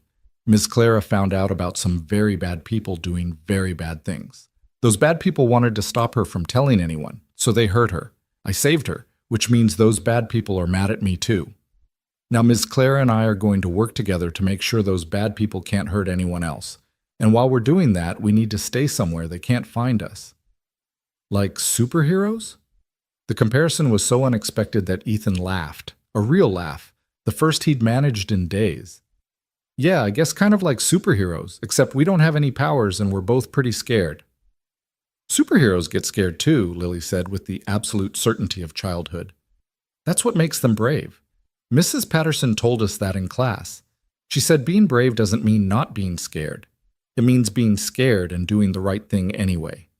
Ethan felt his throat tighten with emotion. Mrs. Patterson, Lily's second-grade teacher, was a saint. She'd been understanding about Ethan's situation, had sent extra supplies home when she noticed Lily's clothes getting too small, had never once made either of them feel like charity cases. And now Lily was pulling wisdom from those lessons, applying them to a situation no 7-year-old should have to face. Mrs. Patterson is right, Ethan said. And you know what? You're one of the bravest people I know. The way you hid last night when those men came, the way you're handling all of this, I'm so proud of you, Lily. Your mom would be too. Lily's expression clouded at the mention of Sarah. Do you think Mom knows what's happening? Do you think she's worried about me? The question was a knife between Ethan's ribs. Sarah had left 14 months ago and had seen Lily exactly 3 times since then, brief, awkward visits in coffee shops where Sarah had spent more time on her phone than engaging with her daughter. The last visit had been 4 months ago, and Sarah hadn't called since. Ethan had no idea if she would care about what they were going through, or if her new life in Seattle had fully eclipsed the old one. I'm sure she cares, Ethan said, though the words tasted like ash. Your mom has a lot going on right now, but that doesn't mean she doesn't love you. It's okay if she doesn't, Lily said quietly. I have you, that's enough. Ethan had to blink away tears. The casual way Lily accepted abandonment, the matter-of-fact resignation in her voice. It broke something in him. She was too young to be this emotionally self-sufficient, too young to have already learned that parents could fail you, that love could be conditional and revocable. You'll always have me, Ethan said fiercely. No matter what happens, no matter how bad things get, you will always have me. That's not a maybe. That's forever. Okay? Okay, Daddy. They drove in silence after that, the weight of the conversation settling over them like a blanket. Ethan's mind drifted to Clara's promise of a safe house, of resources and protection. He'd received the encrypted message just before leaving the motel, coordinates for a property on Lopez Island, along with detailed instructions for reaching it without being followed. The paranoia inherent in those instructions had been both reassuring and terrifying. As they crossed the state line into Washington, Ethan pulled off at a rest stop to let Lily use the bathroom and to check his phone. There was a new message from an unknown number. Mr. Cole, this is Detective Marsh. We need to talk urgently. Officer Chen reported that you left protective custody. This is extremely dangerous. Please contact me immediately. Ethan stared at the message, his thumb hovering over the call button. Part of him wanted to reach out, to bring Marsh into the loop, to have the weight of official investigation backing them up. But Clara's words echoed in his mind. The system has been compromised. If Meridian Holdings had enough reach to bury a CEO alive and escape immediate consequences, they certainly had enough reach to track police communications. He deleted the message without responding and turned off his phone's location services.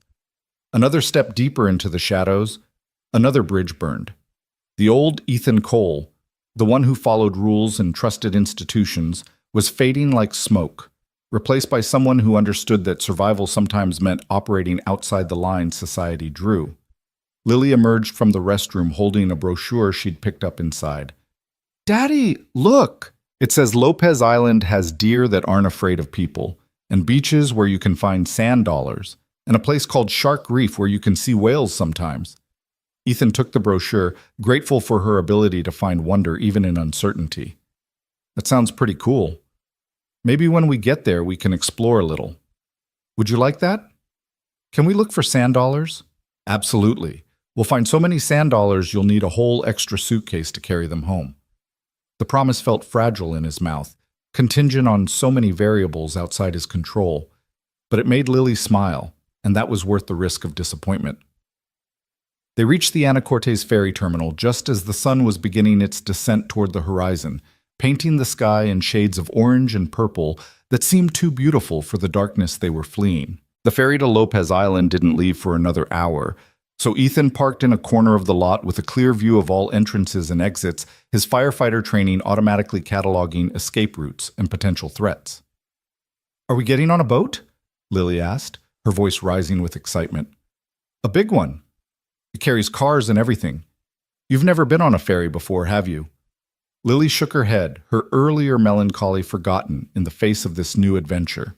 Children were resilient in ways adults had forgotten how to be, capable of finding joy in small moments even when the larger picture was chaos. Ethan envied her that ability, even as he cherished it. While they waited, Ethan studied the other vehicles in the lot. A family minivan with kids fighting in the back seat. A couple of motorcycles with riders who looked like weekend warriors escaping office jobs. An expensive sedan with tinted windows that made Ethan's pulse quicken until he saw an elderly couple emerge, arguing good-naturedly about whether they'd packed enough sweaters. Nothing suspicious, nothing that screamed danger. But Ethan knew better than to relax. The men who chased them 2 nights ago had been professionals, and professionals were patient. They knew how to blend in, how to wait for the perfect moment to strike. His phone buzzed with another message, this time from a number he recognized. Clara. "Almost there?" He typed back. "At ferry terminal, 1 hour out." "Good. When you arrive, follow the coordinates exactly.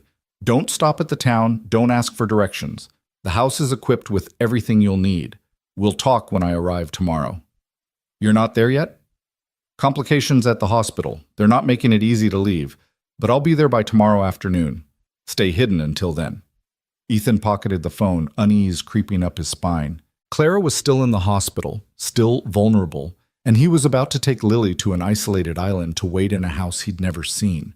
Every instinct screamed that this was a mistake, that he was walking into a trap, or at minimum taking an insane risk with his daughter's safety. But what was the alternative? Return to the cabin where armed men knew exactly where to find them? Trust the police protection that had already been compromised? Keep running until their meager resources ran out? No. This was the only path forward, however uncertain. Claire had saved herself by staying alive long enough for someone to hear her knocking. Now Ethan had to have the same faith, that if he held on, if he kept moving, if he refused to give up, somehow they'd find their way through this darkness. The ferry boarding announcement crackled over loudspeakers, and Ethan started the truck. They followed the line of vehicles onto the massive vessel, the truck's tires rumbling over the metal ramp. Ethan parked in the spot directed by the ferry worker, then helped Lily out so they could go up to the passenger deck. The ferry was surprisingly crowded for a weekday evening, tourists heading to the islands for long weekends, locals returning home from mainland shopping trips, cyclists with their bikes loaded with camping gear. Ethan and Lily found seats by a window where they could watch the water, and Lily pressed her face against the glass as the ferry pulled away from the dock. "It's so big," she breathed. "The ocean is so big." "That's actually the Puget Sound," Ethan corrected gently. "The ocean is even bigger." "How much bigger?" "So much bigger that you could fit 1,000 of these ferries in it and still have room for more." Lily's eyes went wide with wonder, and Ethan felt a moment of pure, simple joy watching her experience something new. Whatever else happened, whatever dangers lay ahead, he'd given her this, a ferry ride at sunset, a moment of childhood innocence preserved against impossible odds. The crossing took about 40 minutes, the ferry making stops at other islands before reaching Lopez. Ethan spent the time watching other passengers, looking for anyone who paid too much attention to them or who seemed out of place. An older man reading a thriller novel, a young couple taking selfies, a woman working on her laptop. All normal, all explicable. But Ethan's paranoia wouldn't quiet. He kept thinking about the man who'd come to the motel, the one Officer Chen had described with expensive boots and a security earpiece. That man had found them once. What was to stop him from finding them again? When the ferry docked at Lopez Island, Ethan and Lily returned to the truck and followed the line of vehicles off the boat. The island greeting them was everything the brochure had promised, forested and quiet, with narrow roads that wound between farms and forests. It felt like stepping back in time, to a slower, gentler version of the Pacific Northwest. Ethan pulled out the GPS coordinates Clara had sent and plugged them into his phone, then immediately regretted it. Using GPS meant creating a digital trail. He switched to the old paper map he kept in the glove compartment, translating the coordinates to a location on the island's southern shore, far from the main village. They drove through gathering darkness, passing farms where lights glowed warm in windows, and occasional deer grazed unconcerned by the roadside. True to the brochure, the deer barely looked up as they passed. Lily gasped with delight at each sighting, keeping count until she reached double digits. The road narrowed to barely more than a track as they approached Clara's safe house, trees pressing close on either side. Ethan's headlights caught a gate across the road, and he stopped, uncertain. But as he sat there, the gate swung open automatically, triggered by some sensor he couldn't see. He drove through, and in his rearview mirror he watched the gate close behind them. No turning back now. The house revealed itself gradually through the trees, a modern structure of glass and wood that somehow managed to feel both luxurious and camouflaged, built to blend into the forest around it. Solar panels gleamed on the roof, and Ethan could see security cameras positioned at strategic points. This wasn't just a house. It was a fortress disguised as a weekend retreat. He parked in front and sat for a moment, engine idling, studying the building. Lights were on inside, glowing through the large windows. Either Clara had remote control of the systems or someone was already here. "Is this where we're staying?" Lily asked. "It's like something from a movie." "Yeah, baby, this is it." Ethan killed the engine and grabbed the bag with their few belongings. "Stay close to me, okay? Let's make sure everything's safe before we get too comfortable." They approached the front door, which opened before Ethan could knock.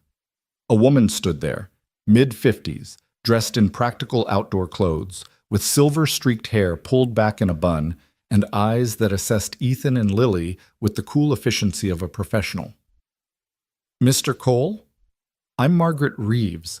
Ms. Wexler asked me to prepare the house for your arrival and to stay on as security until she gets here tomorrow." She stepped aside, gesturing them in. "Please, come inside. You must be exhausted." Ethan hesitated. "How do I know Clara actually sent you?" Margaret smiled, a thin, knowing expression. "Smart. She said you'd be cautious. She told me to tell you that she still owes you 15 minutes. Does that mean anything to you?" It did. At the hospital, Clara had mentioned that Ethan found her with maybe 20 minutes of air left. If he'd been 15 minutes slower gathering firewood, she'd be dead. It was a detail that hadn't appeared in any police report, something only the two of them would know. "Okay," Ethan said, relaxing fractionally. "We're coming in." The interior of the safe house was stunning. Vaulted ceilings, large windows overlooking the forest, furniture that managed to be both comfortable and stylish. But what caught Ethan's attention were the security features barely hidden beneath the aesthetic veneer. Reinforced door frames, bulletproof glass, panic buttons positioned at strategic locations. This place was built to keep people safe from serious threats. "There are 3 bedrooms upstairs," Margaret said. "I've prepared 2 of them for you. The kitchen is fully stocked, and there's a playroom for your daughter with books and games. The security system is state-of-the-art, motion sensors, cameras, and direct alerts to Ms. Wexler's private security team. You're safe here." Lily tugged on Ethan's sleeve. "Can I go see the playroom?" Ethan looked to Margaret, who nodded. "Up the stairs, second door on the left. You'll see the toys through the window." Lily took off at a run, her resilience and adaptability once again astonishing Ethan.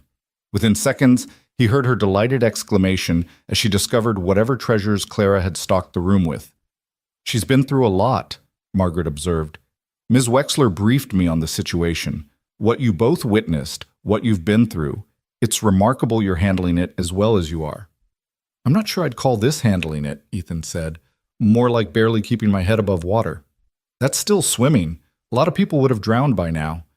Margaret moved to the kitchen and began preparing tea with the ease of someone comfortable in any environment. "Ms. Wexler also asked me to go over security protocols with you. There are panic buttons in every room. Press 1 and armed response will be here in under 10 minutes. Don't open the door for anyone you don't recognize. Don't leave the property without notifying me first. And most importantly, don't use your personal phone for anything. There's a secure line in the office if you need to make calls." Ethan accepted the tea she handed him, grateful for the warmth. "How long have you worked for Clara?" 5 years. I was with Secret Service before that, Presidential Protection Detail." When I retired, Ms. Wexler hired me to oversee her personal security. Margaret's expression darkened slightly. I failed her. I should have seen the threat coming, should have had better protocols in place. What happened to her is on me. You can't predict every threat.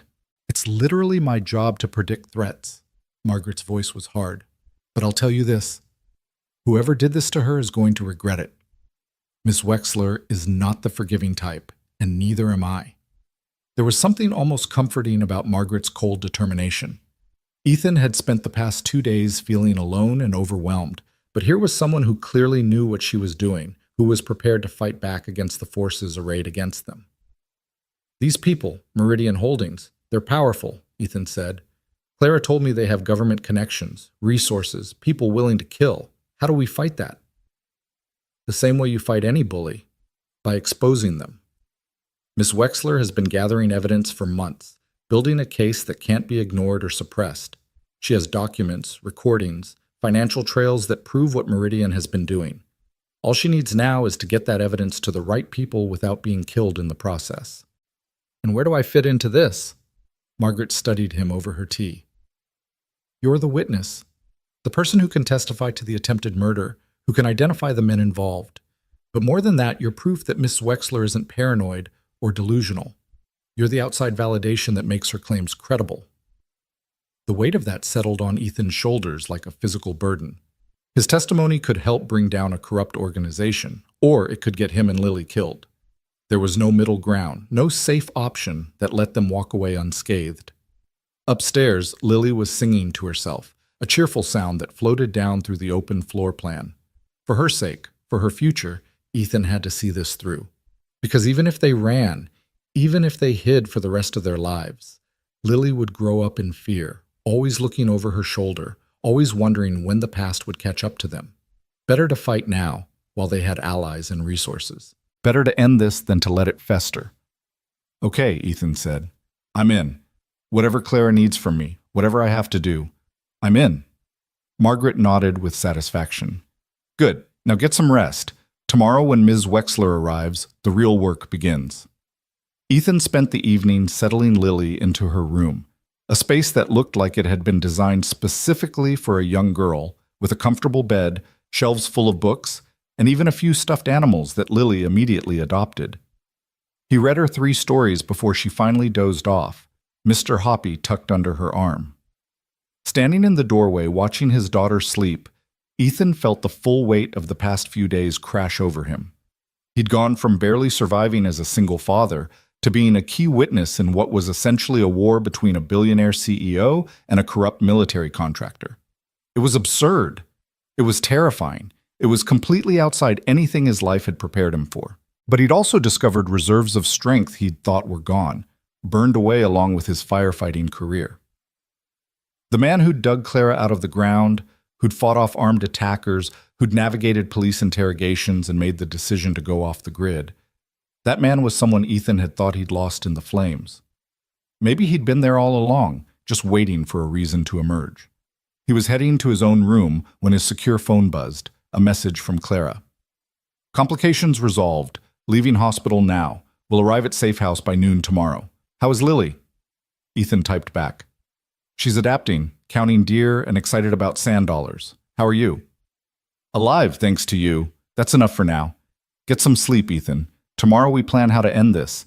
Sleep came in fits and starts, interrupted by dreams of knocking sounds and hands pressing against glass. Ethan woke several times, each time checking to make sure Lily was still safely asleep in her room, that the security system showed no breaches, that the nightmare was just a dream and not reality bleeding through. Dawn broke gray and misty, the kind of Pacific Northwest morning where the world seemed wrapped in gauze. Ethan showered and dressed, then went downstairs to find Margaret already up and making breakfast. The smell of coffee and bacon was so achingly normal that for a moment Ethan could almost pretend they were just on vacation. Ms. Wexler will be here in about 4 hours, Margaret said, sliding a plate of eggs and bacon across the counter. Eat. You'll need your strength.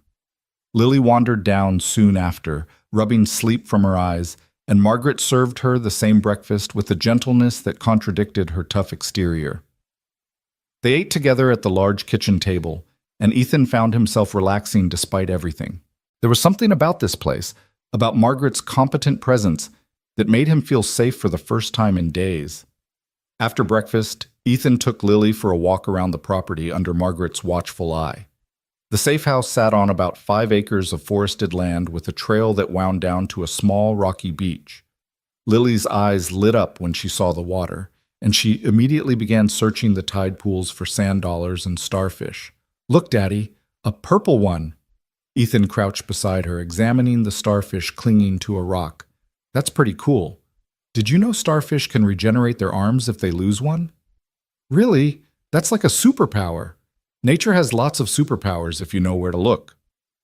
They spent an hour at the beach, Lily collecting treasures in her pockets, while Ethan kept one eye on the forest and water, still unable to fully let his guard down. But gradually, the peace of the place worked its way into his bones. Birds sang in the trees. Waves lapped gently at the shore. The morning mist burned off to reveal blue sky. It was almost enough to make him forget they were hiding from people who wanted them dead. Margaret met them on the path back to the house. "Ms. Wexler just arrived. She's waiting inside." Ethan felt his pulse quicken. This was it, the moment when they'd move from passive survival to active resistance. He took Lily's hand and they walked together back to the house, her pockets heavy with beach treasures, his mind heavy with what was to come. Clara stood by the floor-to-ceiling windows overlooking the forest, and when she turned to face them, Ethan was struck by the transformation. Gone was the broken woman he'd pulled from the coffin. This Clara was composed, determined, dressed in dark jeans and a sweater that probably cost more than Ethan's truck. But her eyes still carried shadows of what she'd endured. "Ethan," she said, her voice warm, "thank you for coming. And you must be Lily. Your dad has told me what a brave girl you are." Lily hid partially behind Ethan's leg, suddenly shy. "Hi." "I have something for you," Clara said, producing a small box. "A thank you gift for sharing your dad with me. Would you like to see?" Lily looked up at Ethan, who nodded permission. She approached Clara slowly and accepted the box, opening it to reveal a delicate bracelet made of sea glass in various colors. Lily's face lit up. "It's beautiful." "I'm glad you like it. The sea glass comes from beaches right here on the island. Each piece is unique, shaped by the ocean over many years." Clara helped Lily fasten the bracelet, then looked up at Ethan. "Can we talk? Margaret can take Lily back to the playroom if that's all right." Ethan squeezed Lily's shoulder. "Go ahead, baby. I'll come check on you in a little bit." After Lily left with Margaret, Clara gestured to the comfortable couches arranged around a fireplace. "Please, sit. We have a lot to discuss." Ethan sat, and Clara settled across from him, her movements careful in a way that reminded him she was still recovering from her ordeal. For a moment neither spoke, the weight of shared trauma hanging between them. "How are you really?" Ethan asked finally. "Terrified," Clara admitted. "Angry, determined, all of it at once. The doctors wanted me to stay another week for observation, but every hour I spent in that hospital was an hour they could find me again. So here I am, probably against medical advice, but at least I'm somewhere they don't know about." "Are you sure they don't know about this place?" "As sure as I can be. This property is owned by a shell company 3 layers deep. I bought it years ago as a contingency, and I've never told anyone about it except Margaret. No paper trail, no digital footprint. It's as close to invisible as you can get in the modern world." Ethan wanted to be reassured, but he'd learned enough about Meridian Holdings to know they had resources beyond normal comprehension. "Clara, at the hospital you told me about what you found, the illegal arms deals, the money laundering. But what exactly do you have? What proof?" Clara stood and walked to a safe hidden behind a painting. Of course there was a safe, Ethan thought, and retrieved a small hard drive. Everything. Financial records showing wire transfers to sanctioned countries, communications between Meridian executives and foreign agents, video footage of weapons shipments. It's all here, and it's all authenticated and encrypted. This drive represents years of their illegal operations. "Why haven't you already gone public with it?" "Because going public without the right channels means either being discredited as a conspiracy theorist or ending up dead before the story gains traction. I need to deliver this simultaneously to multiple news outlets, to congressional oversight committees, To the FBI and DOJ. I need to create such a firestorm that Meridian can't suppress it. Clara set the hard drive on the coffee table between them like it was a live grenade. But I can't do that if I'm dead, which is why they tried to bury me. And now? Now we have something they don't expect. You. A credible witness to attempted murder who has no connection to me or my company. Someone who can testify to what they did, who can put faces to the men involved. Combined with this evidence, your testimony makes the entire case airtight. Ethan stared at the hard drive, understanding the magnitude of what Clara was proposing. You want me to testify in front of Congress? Or in court? Both, probably. I want to destroy Meridian Holdings so completely that no one will ever think about doing what they did. But more than that, I want justice. Not just for me, but for everyone they've hurt over the years. All the people they've killed in their illegal operations. All the families destroyed by weapons they shouldn't have sold. All the corruption they've enabled. The scope of it was dizzying. Ethan was just a single father trying to keep his daughter safe, and now he was being asked to help topple a multi-million-dollar criminal enterprise with tentacles reaching into government. What if I can't? He asked quietly. What if I testify and it's not enough? What if they come after Lily to keep me quiet? Clara's expression softened. Then I'll use every resource I have to protect her. I'll set you both up with new identities, new lives, all the money you'll ever need. But Ethan, I truly believe this is our best chance at safety. Running means living in fear forever. Fighting back means maybe, just maybe, ending the threat permanently.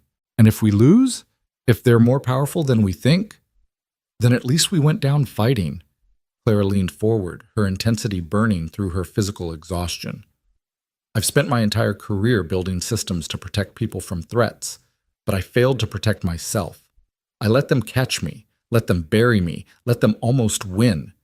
You gave me a second chance at life, Ethan. Now I want to use that chance to make sure they can never do this to anyone else. Ethan thought about Lily, about the life he wanted for her. A life free from fear, where she didn't have to look over her shoulder or wonder if the bad men were coming back. Clara was offering a path to that life, dangerous as it was. Okay, he said, the word feeling both heavy and liberating. Tell me what you need me to do. Clara smiled, a real smile, the first he'd seen from her. First, we document everything. I'll record your full testimony on video, every detail you remember. Then we coordinate with journalists I trust, with my contacts at the FBI who aren't compromised, with congressional staffers who've been investigating military contractors. We build an overwhelming case. How long will that take? A few days for the prep work, then we go public simultaneously across multiple channels. After that, Clara's smile turned grim. After that, all hell breaks loose, and we'd better be somewhere very safe when it does. Margaret returned then, Lily in tow. We have a situation. Perimeter sensors just picked up a vehicle approaching on the access road. No one should know about this road. The piece shattered like glass. Ethan was on his feet instantly, moving toward Lily. Clara grabbed the hard drive and moved toward the safe. How far out? Clara demanded. 2 minutes, maybe less. Do we evacuate? Margaret shook her head. The access road is the only way out. If they're hostile, we'd be driving straight into them. Better to ford up here. The house is designed for this. Ethan picked up Lily, who'd gone very quiet and still in his arms. What do we do? Safe room, Clara said, pointing to a door Ethan had assumed led to a closet. It's reinforced, has its own air supply and communications. If they breach the house, you take Lily there and lock yourselves in. Margaret and I will handle the rest. I'm not hiding while you fight, Ethan protested. You're protecting your daughter, Margaret said firmly. That's not hiding. That's the most important job here. Through the windows, Ethan could see headlights approaching through the trees. His heart hammered against his ribs.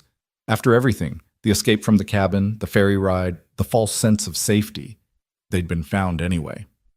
Clara moved to a control panel and tapped a series of commands. Heavy steel shutters began descending over the windows with a mechanical whir.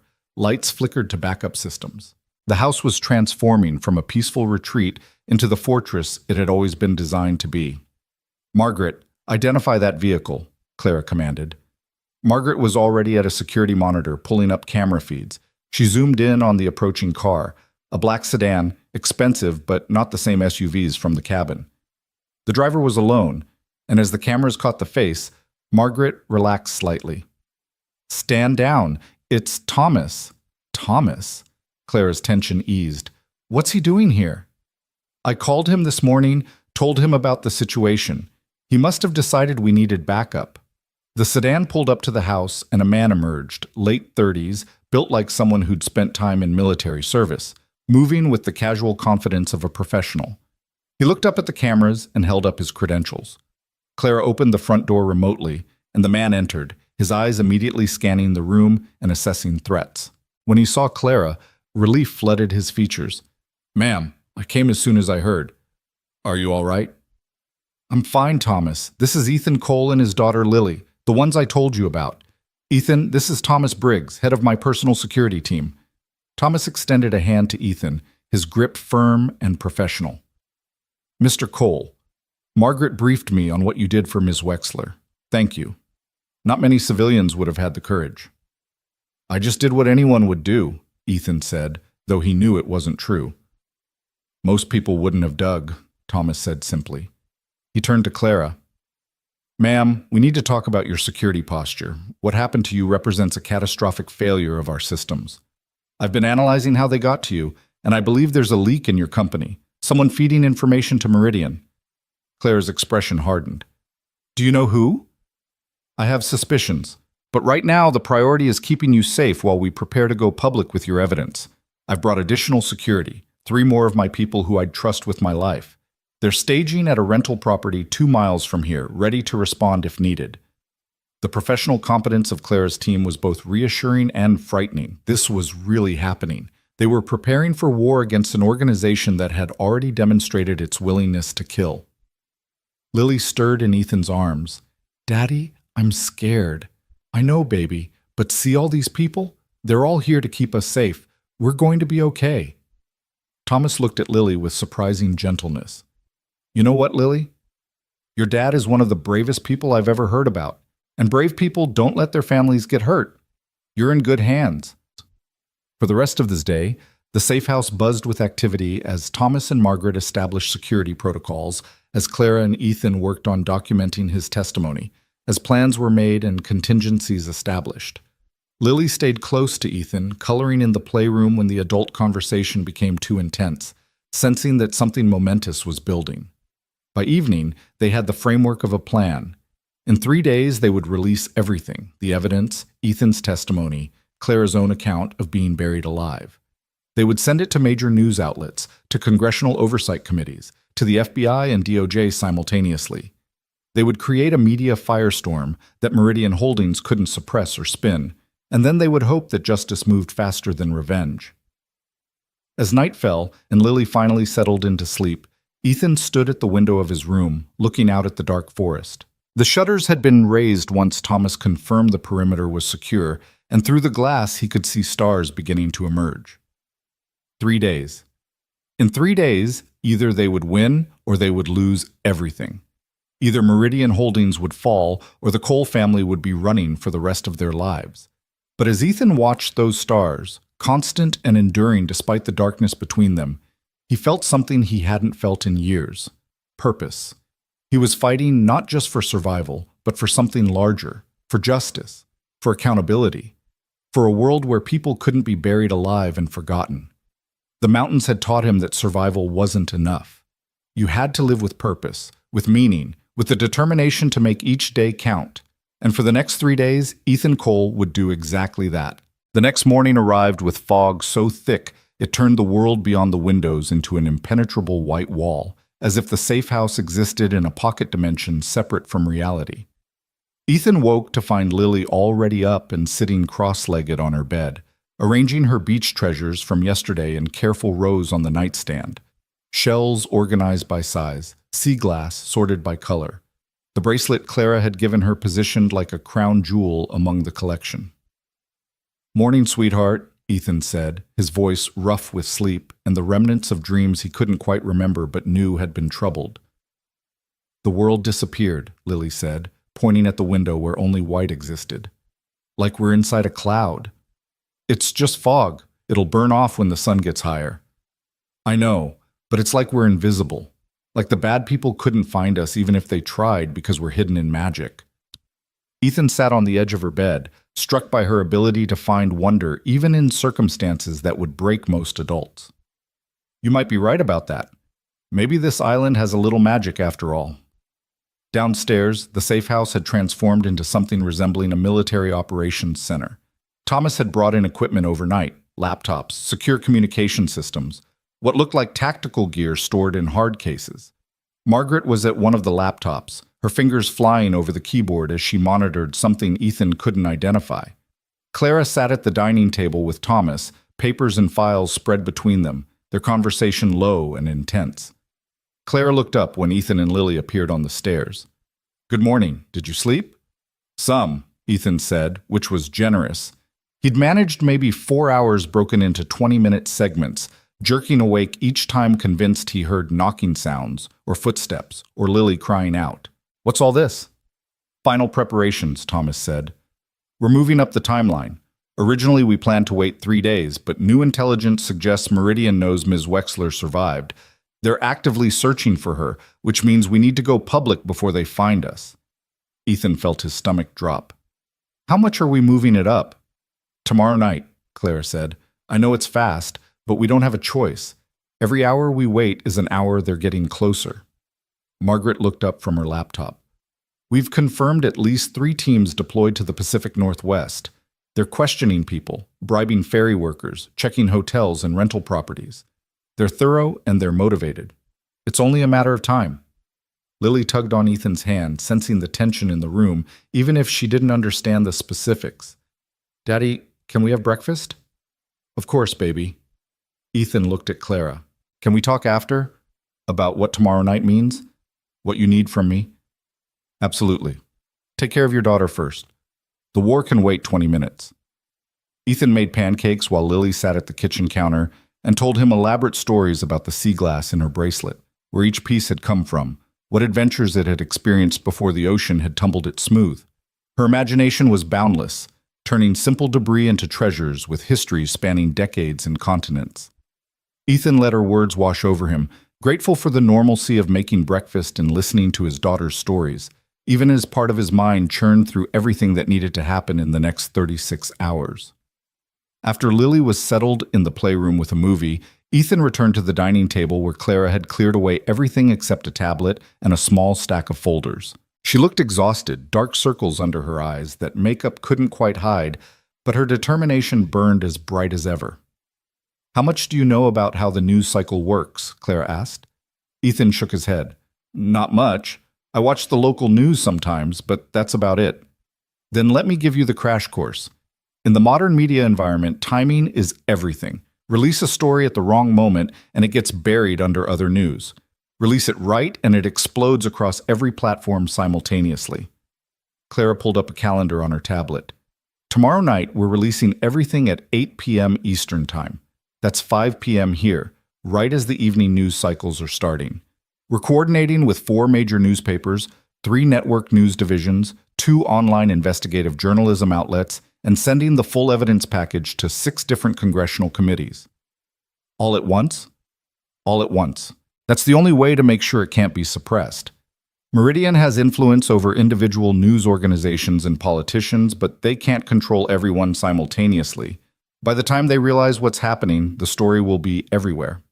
Thomas joined them, setting down a laptop showing what looked like a presentation. "We've also prepared a video statement from you, Mr. Cole. Your testimony about finding Ms. Wexler, the chase, the men who tried to kill you. It's powerful stuff. Combined with her story and the documentary evidence, it creates a narrative that's impossible to ignore." Ethan had recorded that testimony yesterday, sitting in front of a camera and walking through every detail of that night in the woods.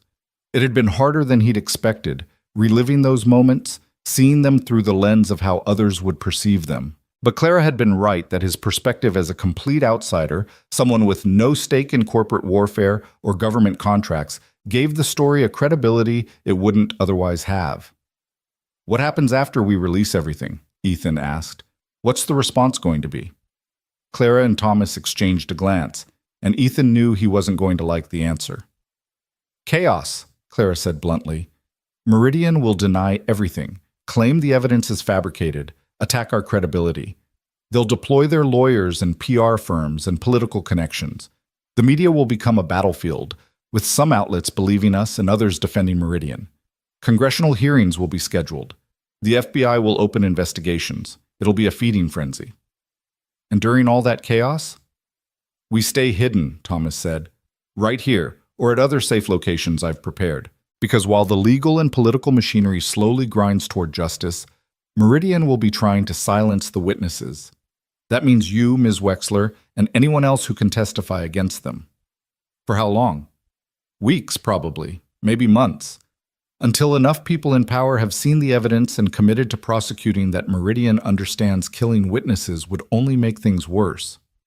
Thomas's expression was grim. It's going to be a difficult period, but if we can survive it, if we can stay alive and out of their reach until the legal process locks them down, we win.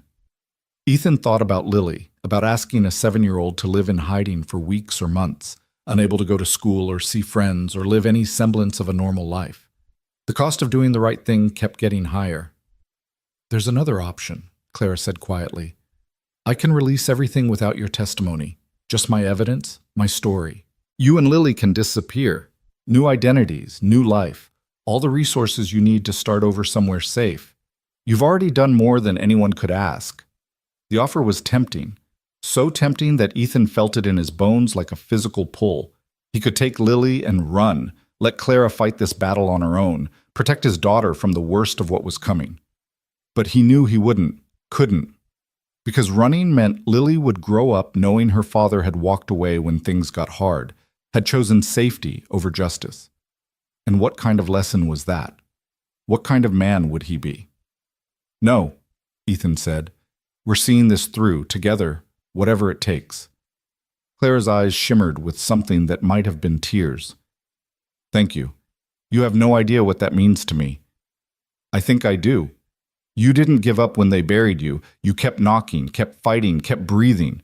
That's what we're doing now, just on a bigger scale. Margaret called out from her position at the laptops. We have movement. Security cameras picked up a boat near the southern shore, just sitting there. Could be fishermen, but the timing's suspicious. Thomas was at her side immediately, studying the monitor. How long has it been there? About 20 minutes. Haven't seen any fishing activity, no lines in the water, just drifting. Run the registration. Margaret's fingers flew over the keyboard. It's a rental out of Friday Harbor. Rented yesterday afternoon to a James Morrison. Running that name now. Ethan moved to where he could see the monitor. The boat was maybe a quarter-mile offshore, a standard fishing vessel that could belong to anyone. But something about the way it sat in the water, motionless despite the current, made his skin crawl. Name's fake, Margaret announced. James Morrison doesn't exist in any database I can access. The credit card used for the rental is flagged as possibly fraudulent. They found us, Clara said, her voice tight.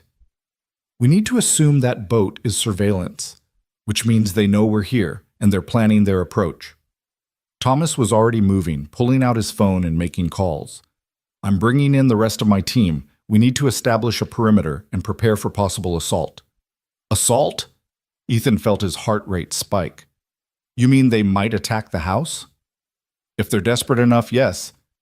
These people buried Miss Wexler alive.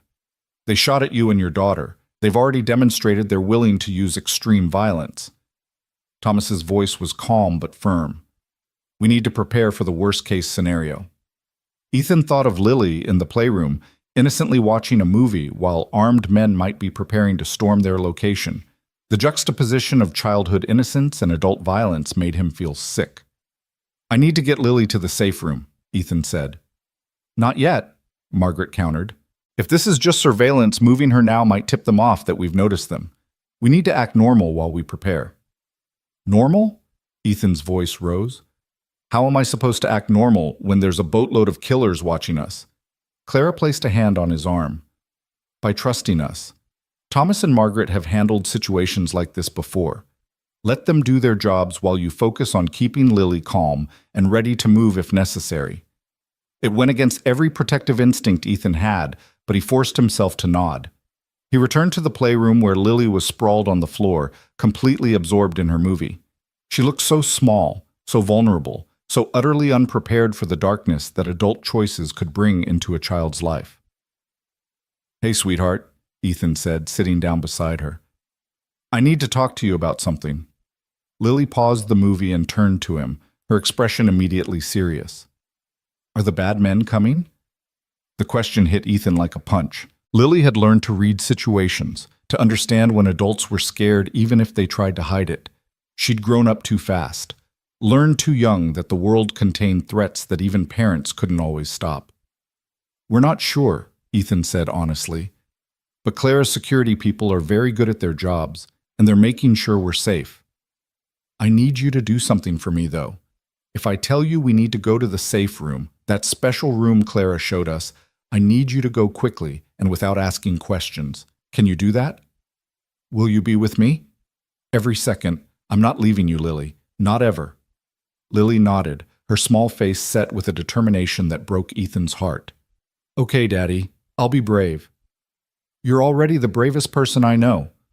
They sat together watching the movie, Ethan only half paying attention, his ears tuned to the sounds from the main room where Thomas was coordinating with his team.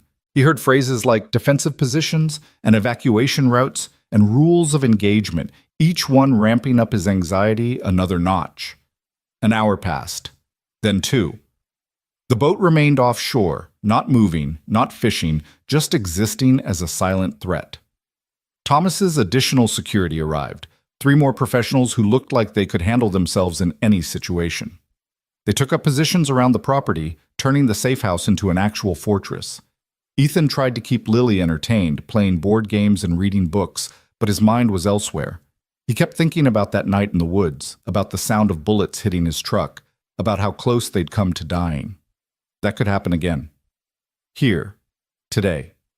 Clara joined them in the playroom around noon, her presence a welcome distraction. "Mind if I hang out with you two for a bit?" The tactical discussions were getting a little intense. "Please," Ethan said, "we could use the company." Clara sat down with them, and to Ethan's surprise, she was wonderful with Lily. She asked about the sea glass bracelet, admired Lily's collection of beach treasures, and even got down on the floor to help build an elaborate tower out of blocks.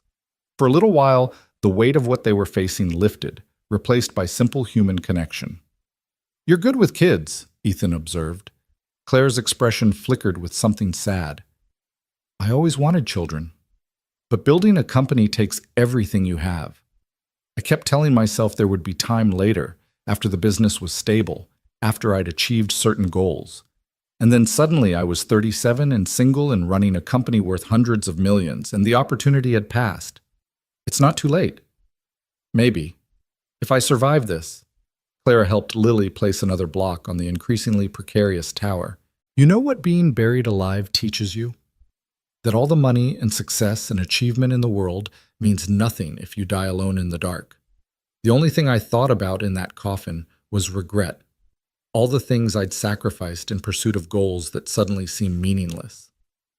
"But you also built something that matters," Ethan said. "Your company protects people, keeps them safe from threats. That's not meaningless." "No, but I lost balance. Let the work become everything at the expense of relationships, family, life itself." Clara watched Lily carefully position a block. "You have something precious here, Ethan. Don't let anyone take that from you. Don't let the pursuit of justice or revenge or anything else cost you what really matters." Before Ethan could respond, Margaret's voice cut through the house. "We have multiple vehicles approaching. Fast. 3 trucks, coming up the access road." The tower of blocks tumbled as Ethan jerked to his feet. Clara was right behind him, her face pale but composed. They reached the main room where Thomas had pulled up security feeds showing 3 large trucks barreling toward the house. "Safe room, now," Thomas commanded. "Margaret, lockdown protocols. Everyone else, defensive positions." Ethan scooped up Lily and ran for the safe room, Clara right behind them. The door was hidden in what looked like a wall panel, and it swung open at Clara's touch to reveal a small but well-equipped space. Reinforced walls, its own air system, communication equipment, and enough supplies to last days if necessary. "Inside," Clara urged, but Ethan hesitated. "You're coming too, right?" In a moment. I need to help Thomas with the security systems. Get Lily settled, and I'll be right there. Ethan wanted to argue, wanted to insist they all go in together, but Lily was crying now, frightened by the sudden panic, and his first duty was to her. He carried her inside the safe room and set her down on the small cot against one wall. It's okay, baby. We're safe in here. Nothing can hurt us. Through the open door, he could see chaos in the main room. Thomas and his team were moving with military precision, weapons drawn, communicating in rapid shorthand. Margaret was at the security controls, her face illuminated by multiple monitors showing the approaching trucks. The trucks screeched to a halt outside the house. Men poured out, 6, 8, 10 of them, all armed, all moving with the coordination of a trained assault team. They wore tactical gear but no identifying marks, their faces partially obscured by dark glasses and ball caps. One of them raised a bullhorn. Clara Wexler, we know you're in there. Come out peacefully, and no one else needs to get hurt. Thomas positioned himself by the reinforced door, his weapon ready but not visible through the armored windows. They're not getting in without serious explosives. The question is whether they have that kind of firepower. Even if they do, police response time is 20 minutes, Margaret said. I've already triggered the silent alarm. Local sheriff and state police are en route. The man with the bullhorn tried again. Ms. Wexler, you're only making this harder on yourself. We just want to talk, to hear your side of things. Come out and we can resolve this peacefully. They're lying, Clara said flatly. They're here to kill everyone and destroy the evidence. That's the only way this ends for them. Ethan pulled Lily close, covering her ears even though he knew she could still hear everything. This was a nightmare, the exact scenario they'd tried so hard to avoid. But they were trapped now. No way out except through the armed men surrounding the house. One of the attackers approached the front door, carrying something in his hands. Thomas tensed. Breaching charge! Everyone down! The explosion was deafening even through the reinforced walls. Lily screamed, and Ethan covered her body with his own as debris and sound washed over them. When he looked up, smoke filled the main room, but the door had held, dented and scorched, but still intact. Return fire, Thomas commanded, and suddenly the safe house erupted with the sound of gunshots.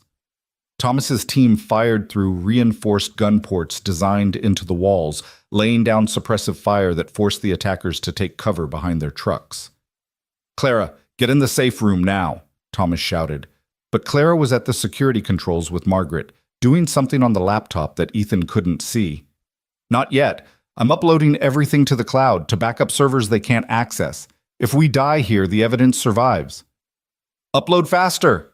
The attackers regrouped and opened fire on the house, bullets pinging off reinforced windows and walls.